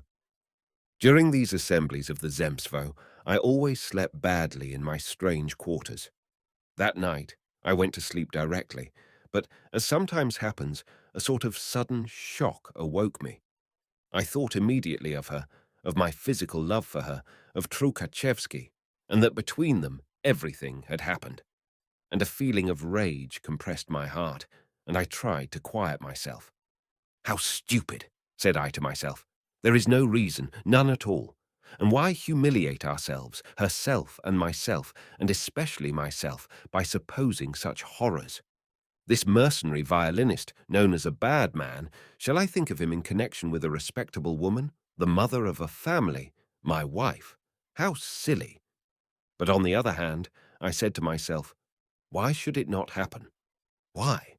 Was it not the same simple and intelligible feeling in the name of which I married, in the name of which I was living with her, the only thing I wanted of her, and that which, consequently, others desired, this musician among the rest? He was not married, was in good health. I remember how his teeth ground the gristle of the cutlets, and how eagerly he emptied the glass of wine with his red lips, was careful of his person, well fed, and not only without principles, but evidently with the principle that one should take advantage of the pleasure that offers itself. There was a bond between them, music, the most refined form of sensual voluptuousness. What was there to restrain them? Nothing. Everything, on the contrary, attracted them. And she had been and had remained a mystery. I did not know her. I knew her only as an animal, and an animal nothing can or should restrain. And now I remember their faces on Sunday evening, when, after the Kreutzer Sonata, they played a passionate piece, written I know not by whom, but a piece passionate to the point of obscenity. How could I have gone away? Said I to myself, as I recalled their faces. Was it not clear that between them everything was done that evening? Was it not clear that between them not only there were no more obstacles, but that both, especially she, felt a certain shame after what had happened at the piano? How weakly, pitiably, happily she smiled as she wiped the perspiration from her reddened face. They already avoided each other's eyes, and only at the supper, when she poured some water for him, did they look at each other and smile imperceptibly. Now I remember with fright that look, and that scarcely perceptible smile.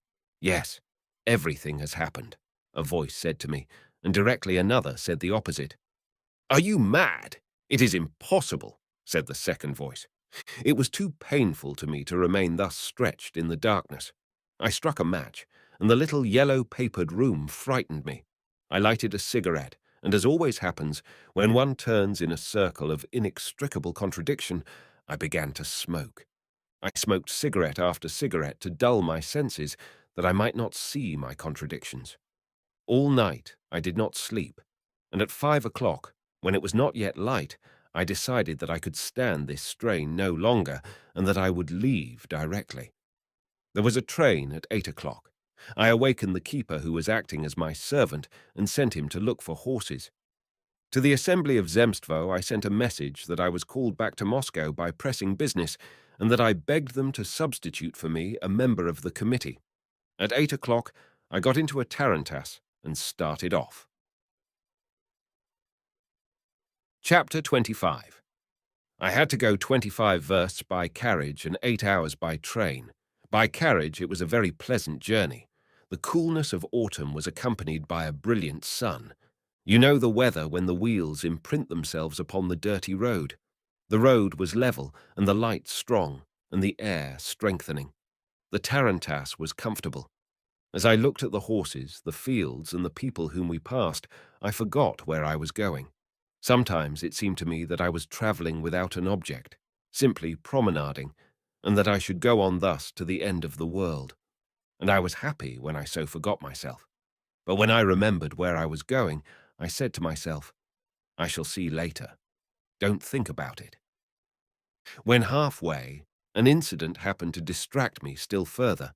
The tarantass, though new, broke down and had to be repaired. The delays in looking for a teleg, the repairs, the payment, the tea in the inn, the conversation with the dvornik, all served to amuse me. Toward nightfall all was ready, and I started off again. By night the journey was still pleasanter than by day. The moon in its first quarter, a slight frost, the road still in good condition, the horses, the sprightly coachman, all served to put me in good spirits. I scarcely thought of what awaited me, and was gay, perhaps, because of the very thing that awaited me, and because I was about to say farewell to the joys of life. But this tranquil state, the power of conquering my preoccupation, all ended with the carriage drive. Scarcely had I entered the cars when the other thing began. Those 8 hours on the rail were so terrible to me that I shall never forget them in my life. Was it because on entering the car I had a vivid imagination of having already arrived, or because the railway acts upon people in such an exciting fashion? At any rate, after boarding the train, I could no longer control my imagination, which incessantly, with extraordinary vivacity, drew pictures before my eyes, each more cynical than its predecessor, which kindled my jealousy. And always the same things about what was happening at home during my absence. I burned with indignation, with rage, and with a peculiar feeling which steeped me in humiliation as I contemplated these pictures. And I could not tear myself out of this condition. I could not help looking at them. I could not efface them. I could not keep from evoking them. The more I looked at these imaginary pictures, the more I believed in their reality, forgetting that they had no serious foundation. The vivacity of these images seemed to prove to me that my imaginations were a reality. One would have said that a demon, against my will, was inventing and breathing into me the most terrible fictions.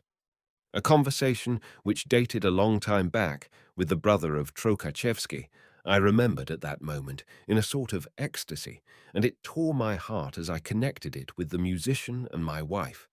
Yes, it was very long ago. The brother of Troukachevsky, answering my questions as to whether he frequented disreputable houses, said that a respectable man does not go where he may contract a disease, in a low and unclean spot when one can find an honest woman. And here he, his brother, the musician, had found the honest woman. It is true that she is no longer in her early youth. She has lost a tooth on one side, and her face is slightly bloated, thought I for Troukachevsky. But what is to be done? One must profit by what one has. Yes, he is bound to take her for his mistress, said I to myself again, and besides, she is not dangerous. No, it is not possible, I rejoined in fright. Nothing of the kind has happened, and there is no reason to suppose there has. Did she not tell me that the very idea that I could be jealous of her because of him was humiliating to her? Yes, but she lied, I cried, and all began over again. There were only two travellers in my compartment, an old woman with her husband, neither of them very talkative, and even they got out at one of the stations, leaving me all alone. I was like a beast in a cage. Now I jumped up and approached the window. Now I began to walk back and forth, staggering as if I hoped to make the train go faster by my efforts, and the car with its seats and its windows trembled continually, as ours does now. And Pozdnyshev rose abruptly, took a few steps, and sat down again. Oh, I am afraid. I'm afraid of railway carriages. Fear seizes me. I sat down again, and I said to myself, I must think of something else. For instance, of the innkeeper at whose house I took tea.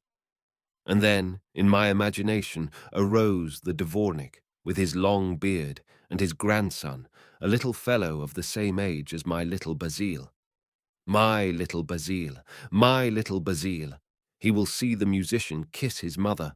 What thoughts will pass through his poor soul? But what does that matter to her? She loves. And again, it all began, the circle of the same thoughts.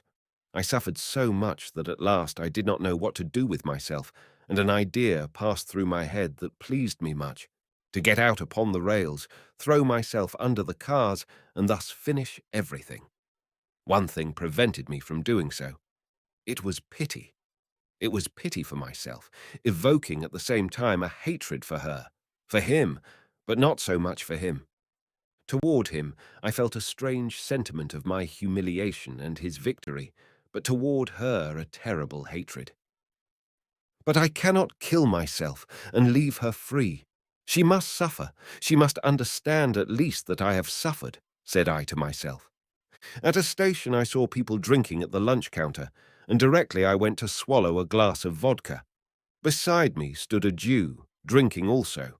He began to talk to me, and I, in order not to be left alone in my compartment, went with him into his third class, dirty, full of smoke, and covered with peelings and sunflower seeds. There I sat down beside the Jew, and, as it seemed, he told many anecdotes. First I listened to him, but I did not understand what he said. He noticed it, and exacted my attention to his person. Then I rose and entered my own compartment. I must consider, said I to myself, whether what I think is true, whether there is any reason to torment myself. I sat down, wishing to reflect quietly, but directly, instead of the peaceful reflections, the same thing began again. Instead of the reasoning, the pictures. How many times have I tormented myself in this way, I thought. I recalled previous and similar fits of jealousy, and then seen it end in nothing at all. It is the same now. Perhaps, yes, surely, I shall find her quietly sleeping. She will awaken, she will be glad, and in her words and looks I shall see that nothing has happened, that all this is vain. Ah, if it would only so turn out! But no, that has happened too often. Now the end has come, a voice said to me, and again it all began. Ah, what torture! It is not to a hospital filled with syphilitic patients that I would take a young man to deprive him of the desire for women, but into my soul to show him the demon which tore it. The frightful part was that I recognized in myself an indisputable right to the body of my wife, as if her body were entirely mine. And at the same time I felt that I could not possess this body, that it was not mine, that she could do with it as she liked, and that she liked to do with it as I did not like. And I was powerless against him and against her. He, like the Vanka of the song, would sing, before mounting the gallows, how he would kiss her sweet lips, etc., and he would even have the best of it before death. With her, it was still worse. If she had not done it, she had the desire. She wished to do it, and I knew that she did. That was worse yet. It would be better if she had already done it, to relieve me of my uncertainty. In short, I could not say what I desired. I desired that she might not want what she must want. It was complete madness. Chapter 26. At the station before the last, when the conductor came to take the tickets, I took my baggage and went out on the car platform, and the consciousness that the climax was near at hand only added to my agitation. I was cold. My jaw trembled so that my teeth chattered. Mechanically, I left the station with the crowd. I took a cheek, and I started. I looked at the few people passing in the streets and at the Dvorniks. I read the signs without thinking of anything. After going half a verst, my feet began to feel cold, and I remembered that in the car I had taken off my woolen socks and had put them in my travelling bag. Where had I put the bag? Was it with me? Yes, and the basket. I bethought myself that I had totally forgotten my baggage. I took out my cheque and then decided it was not worthwhile to return. I continued on my way. In spite of all my efforts to remember, I cannot at this moment make out why I was in such a hurry. I know only that I was conscious that a serious and menacing event was approaching in my life. It was a case of real autosuggestion. Was it so serious because I thought it so? Or had I a presentiment? I do not know. Perhaps, too, after what has happened, all previous events have taken on a lugubrious tint in my memory.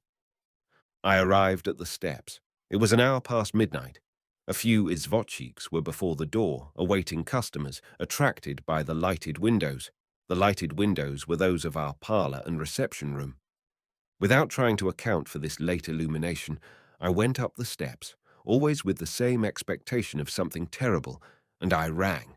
The servant, a good, industrious, and very stupid being named Gregor, opened the door. The first thing that leaped to my eyes in the hall, on the hat stand, among other garments, was an overcoat. I ought to have been astonished, but I was not astonished. I expected it. That's it, I said to myself. When I had asked Gregor who was there, and he had named Trukhachevsky, I inquired whether there were other visitors. He answered, nobody. I remember the air with which he said that, with a tone that was intended to give me pleasure and dissipate my doubts. That's it, that's it, I had the air of saying to myself. And the children? Thank God, they are very well. They went to sleep long ago. I scarcely breathed, and I could not keep my jaw from trembling. Then it was not as I thought. I had often before returned home with the thought that a misfortune had awaited me, but had been mistaken, and everything was going on as usual. But now things were not going on as usual. All that I had imagined, all that I believed to be chimeras, all really existed. Here was the truth. I was on the point of sobbing, but straightway the demon whispered in my ear, weep and be sentimental, and they will separate quietly, and there will be no proofs, and all your life you will doubt and suffer. And pity for myself vanished, and there remained only the bestial need of some adroit, cunning, and energetic action. I became a beast, an intelligent beast. No, no, said I to Gregor, who was about to announce my arrival. Do this. Take a carriage and go at once for my baggage. Here is the cheque. Start. He went along the hall to get his overcoat. Fearing lest he might frighten them, I accompanied him to his little room and waited for him to put on his things. In the dining room could be heard the sound of conversation and the rattling of knives and plates. They were eating. They had not heard the ring. Now, if they only do not go out, I thought. Gregor put on his fur-collared coat and went out. I closed the door after him. I felt anxious when I was alone, thinking that directly I should have to act. How? I did not yet know. I knew only that all was ended, that there could be no doubt of his innocence, and that in an instant my relations with her were going to be terminated. Before, I had still doubts. I said to myself, perhaps this is not true. Perhaps I am mistaken. Now all doubt had disappeared. All was decided irrevocably, secretly, all alone with him, at night. It is a violation of all duties. Or worse yet, she may make a show of that audacity, of that insolence in crime, which by its excess tends to prove innocence. All is clear. No doubt. I feared but one thing, that they might run in different directions, that they might invent some new lie and thus deprive me of material proof and of the sorrowful joy of punishing, yes, of executing them. And to surprise them more quickly, I started on tiptoe for the dining room, not through the parlour, but through the hall and the children's rooms. In the first room slept the little boy. In the second, the old nurse moved in her bed and seemed on the point of waking, and I wondered what she would think when she knew all. And pity for myself gave me such a pang that I could not keep the tears back. Not to wake the children, I ran lightly through the hall into my study. I dropped upon the sofa and sobbed. I, an honest man. I, the son of my parents, who all my life long have dreamed of family happiness. I, who have never betrayed. And here my 5 children, and she embracing a musician because he has red lips. No, she is not a woman. She is a bitch, a dirty bitch, beside the chamber of the children whom she had pretended to love all her life. And then to think of what she wrote me, and how do I know? Perhaps it has always been thus. Perhaps all these children, supposed to be mine, are the children of my servants. And if I had arrived tomorrow, she would have come to meet me with her coiffure, with her corsage, her indolent and graceful movements, and I see her attractive and ignoble features, and this jealous animal would have remained forever in my heart, tearing it. What will the old nurse say? And Gregor? And the poor little Lise? She already understands things. And this impudence, this falsehood, this bestial sensuality that I know so well, I said to myself. I tried to rise. I could not. My heart was beating so violently that I could not hold myself upon my legs. Yes, I shall die of a rush of blood. She will kill me. That is what she wants. What is it to her to kill? But that would be too agreeable to him, and I will not allow him to have this pleasure. Yes, here I am, and there they are. They are laughing. Yes, in spite of the fact that she is no longer in her early youth, he has not disdained her. At any rate, she is by no means ugly, and above all, not dangerous to his dear health, to him. Why did I not stifle her then, said I to myself, as I remembered that other scene of the previous week when I drove her from my study and broke the furniture. And I recalled the state in which I was then. Not only did I recall it, but I again entered into the same bestial state. And suddenly there came to me a desire to act, and all reasoning, except such as was necessary to action, vanished from my brain, and I was in the condition of a beast, and of a man under the influence of physical excitement pending a danger, who acts imperturbably, without haste, and yet without losing a minute, pursuing a definite object. The first thing that I did was to take off my boots, and now, having only stockings on, I advanced toward the wall over the sofa, where firearms and daggers were hanging, and I took down a curved Damascus blade which I had never used, and which was very sharp. I took it from its sheath. I remember that the sheath fell upon the sofa, and that I said to myself, I must look for it later. It must not be lost. Then I took off my overcoat, which I had kept on all the time, and with wolf-like tread started for the room. I do not remember how I proceeded, whether I ran or went slowly, through what chambers I passed, how I approached the dining room, how I opened the door, how I entered. I remember nothing about it. Chapter 27. I remember only the expression of their faces when I opened the door. I remember that, because it awakened in me a feeling of sorrowful joy. It was an expression of terror, such as I desired. Never shall I forget that desperate and sudden fright that appeared on their faces when they saw me. He, I believe, was at the table, and when he saw or heard me, he started, jumped to his feet, and retreated to the sideboard. Fear was the only sentiment that could be read with certainty in his face. In hers, too, fear was to be read, but accompanied by other impressions. And yet, if her face had expressed only fear, perhaps that which happened would not have happened. But in the expression of her face, there was at the first moment, at least I thought I saw it, a feeling of ennui, of discontent at this disturbance of her love and happiness. One would have said that her sole desire was not to be disturbed in the moment of her happiness.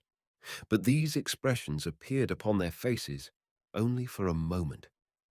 Terror almost immediately gave place to interrogation. Would they lie or not? If yes, they must begin. If not, something else was going to happen. But what? He gave her a questioning glance. On her face the expression of anguish and ennui changed, it seemed to me, when she looked at him, into an expression of anxiety for him. For a moment I stood in the doorway, holding the dagger hidden behind my back. Suddenly he smiled, and in a voice that was indifferent almost to the point of ridicule, he said, "We were having some music." "I did not expect," she began at the same time, chiming in with the tone of the other. But neither he nor she finished their remarks. The same rage that I had felt the previous week took possession of me. I felt the need of giving free course to my violence and the joy of wrath. No, they did not finish. That other thing was going to begin, of which he was afraid, and was going to annihilate what they wanted to say. I threw myself upon her, still hiding the dagger, that he might not prevent me from striking where I desired, in her bosom, under the breast. At that moment, he saw, and what I did not expect on his part, he quickly seized my hand and cried, "Come to your senses! What are you doing? Help! Help!" I tore my hands from his grasp and leaped upon him. I must have been very terrible, for he turned as white as a sheet to his lips. His eyes scintillated singularly, and, again, what I did not expect of him, he scrambled under the piano toward the other room. I tried to follow him, but a very heavy weight fell upon my left arm. It was she. I made an effort to clear myself. She clung more heavily than ever, refusing to let go. This unexpected obstacle, this burden, and this repugnant touch only irritated me the more. I perceived that I was completely mad, that I must be frightful, and I was glad of it. With a sudden impulse, and with all my strength, I dealt her, with my left elbow, a blow squarely in the face. She uttered a cry and let go my arm. I wanted to follow the other, but I felt that it would be ridiculous to pursue in my stockings the lover of my wife, and I did not wish to be grotesque. I wished to be terrible. In spite of my extreme rage, I was all the time conscious of the impression that I was making upon others, and even this impression partially guided me. I turned toward her. She had fallen on the long, easy chair, and covering her face at the spot where I had struck her, she looked at me. Her features exhibited fear and hatred toward me, her enemy, such as the rat exhibits when one lifts the rat trap. At least I saw nothing in her but that fear and hatred, the fear and hatred which love for another had provoked. Perhaps I still should have restrained myself and should not have gone to the last extremity if she had maintained silence. But suddenly she began to speak. She grasped my hand that held the dagger. "Come to your senses! What are you doing? What is the matter with you? Nothing has happened. Nothing, nothing. I swear it to you."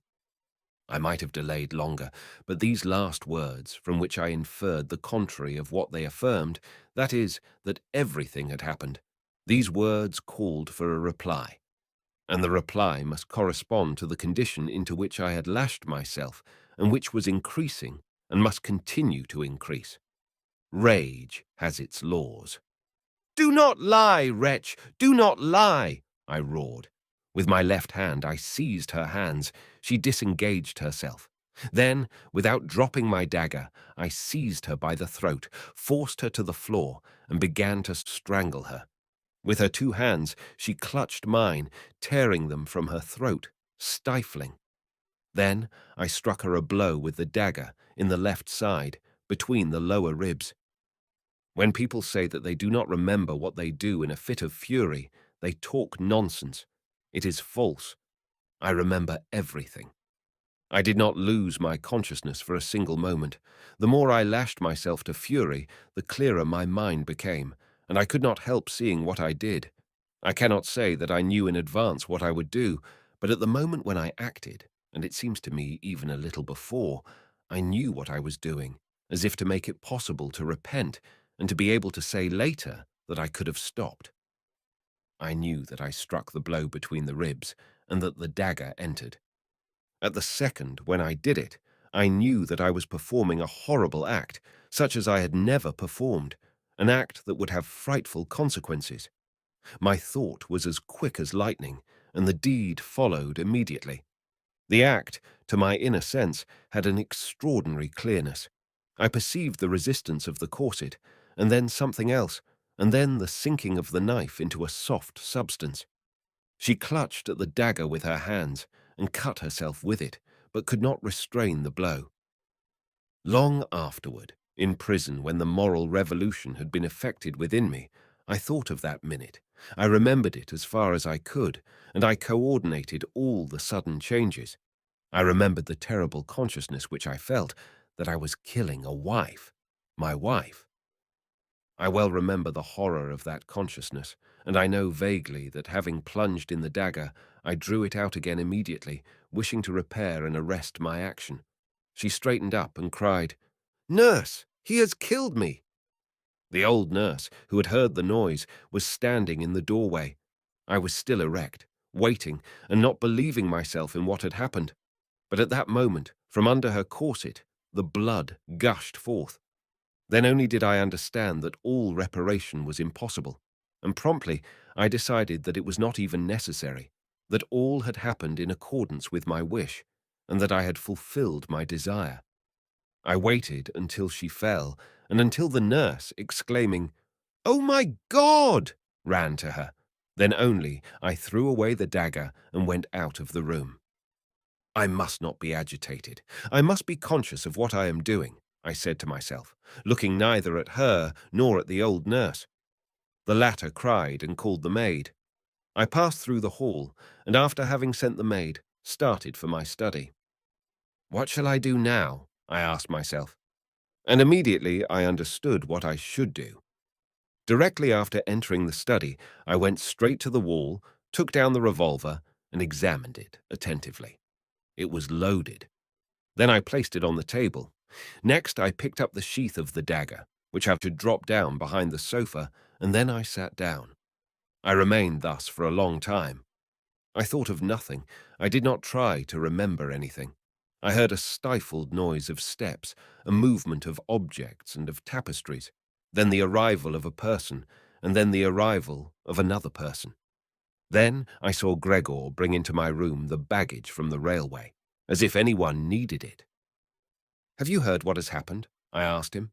"Have you told the dvornik to inform the police?" He made no answer and went out. I rose, closed the door, took the cigarettes and the matches, and began to smoke. I had not finished one cigarette when a drowsy feeling came over me and sent me into a deep sleep. I surely slept 2 hours. I remember having dreamed that I was on good terms with her, that after a quarrel we were in the act of making up, that something prevented us, but that we were friends all the same. A knock at the door awoke me. It is the police, thought I as I opened my eyes. I have killed, I believe, but perhaps it is she. Perhaps nothing has happened. Another knock. I did not answer. I was solving the question.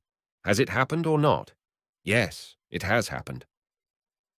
I remembered the resistance of the corset, and then, yes, it has happened. Yes, it has happened. Yes, now I must execute myself, said I to myself. I said it, but I knew well that I should not kill myself. Nevertheless, I rose and took the revolver. But strange thing, I remembered that formerly I had very often had suicidal ideas, that very night, on the cars, it had seemed to me easy, especially easy because I thought how it would stupefy her. Now I not only could not kill myself, but I could not even think of it. Why do it? I asked myself, without answering. Another knock at the door. Yes, but I must first know who is knocking. I have time enough. I put the revolver back on the table and hid it under my newspaper. I went to the door and drew back the bolt. It was my wife's sister, a good and stupid widow. "Basile, what does this mean?" said she, and her tears, always ready, began to flow. "What do you want?" I asked roughly. I saw clearly that there was no necessity of being rough with her, but I could not speak in any other tone. "Basil, she is dying. Ivan Fedorovitch says so." Ivan Fedorovitch was the doctor, her counselor. "Is he here?" I inquired, and all my hatred of her arose anew. "Well, what? Basil, go to her. Ah, how terrible it is," said she. Go to her, I asked myself, and immediately I made answer to myself that I ought to go, that probably that was the thing that is usually done when a husband like myself kills his wife, that it was absolutely necessary that I should go and see her. If that is the proper thing, I must go, I repeated to myself. Yes, if it is necessary, I shall still have time, said I to myself, thinking of my intention of blowing my brains out. And I followed my sister-in-law. Now there are going to be phrases and grimaces, but I will not yield, I declared to myself. Wait, said I to my sister-in-law, it is stupid to be without boots. Let me at least put on my slippers. Chapter 28. Strange thing. Again, when I had left my study and was passing through the familiar rooms, again the hope came to me that nothing had happened. But the odor of the drugs, iodoform and phenic acid, brought me back to a sense of reality. No, everything has happened. In passing through the hall, beside the children's chamber, I saw little Lise. She was looking at me, with eyes that were full of fear. I even thought that all the children were looking at me. As I approached the door of our sleeping room, a servant opened it from within and came out. The first thing that I noticed was her light grey dress upon a chair, all dark with blood. On our common bed she was stretched, with knees drawn up. She lay very high upon pillows, with her chemise half open. Linen had been placed upon the wound. A heavy smell of iodoform filled the room. Before, and more than anything else, I was astonished at her face, which was swollen and bruised under the eyes and over a part of the nose. This was the result of the blow that I had struck her with my elbow when she had tried to hold me back. Of beauty there was no trace left. I saw something hideous in her. I stopped upon the threshold. Approach her," said her sister. Yes, probably she repents, thought I. Shall I forgive her? Yes, she is dying. I must forgive her, I added, trying to be generous. I approached the bedside. With difficulty she raised her eyes, one of which was swollen, and uttered these words haltingly. "You have accomplished what you desired. You have killed me." And in her face, through the physical sufferings, in spite of the approach of death, was expressed the same old hatred, so familiar to me. "The children. I will not give them to you. All the same. She, her sister, shall take them." But of that which I considered essential, of her fault, of her treason, one would have said that she did not think it necessary to say even a word.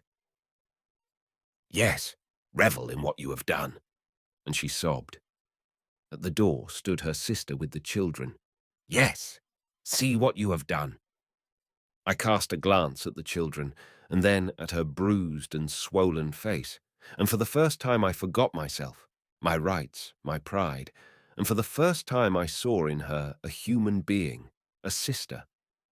And all that which a moment before had been so offensive to me now seemed to me so petty, all this jealousy, and on the contrary, what I had done seemed to me so important that I felt like bending over, approaching my face to her hand and saying, "Forgive me." But I did not dare. She was silent, with eyelids lowered, evidently having no strength to speak further. Then her deformed face began to tremble and shrivel, and she feebly pushed me back. "Why has all this happened? Why?" "Forgive me," said I. "Yes, if you had not killed me," she cried suddenly, and her eyes shone feverishly. "Forgiveness, that is nothing, if I only do not die. Ah, you have accomplished what you desired. I hate you." Then she grew delirious. She was frightened and cried, "Fire! I do not fear, but strike them all. He has gone. He has gone." The delirium continued. She no longer recognized the children, not even little Lise, who had approached. Toward noon, she died. As for me, I was arrested before her death at 8 o'clock in the morning. They took me to the police station and then to prison, and there, during 11 months, awaiting the verdict, I reflected upon myself and upon my past, and I understood it. Yes, I began to understand from the third day. The third day they took me to the house. Pozdnyshev seemed to wish to add something, but no longer having the strength to repress his sobs, he stopped. After a few minutes, having recovered his calmness, he resumed. I began to understand only when I saw her in the coffin. He uttered a sob and then immediately continued with haste.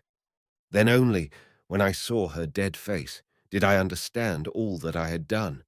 I understood that it was I, who had killed her. I understood that I was the cause of the fact that she, who had been a moving, living, palpitating being, had now become motionless and cold, and that there was no way of repairing this thing. He who has not lived through that cannot understand it.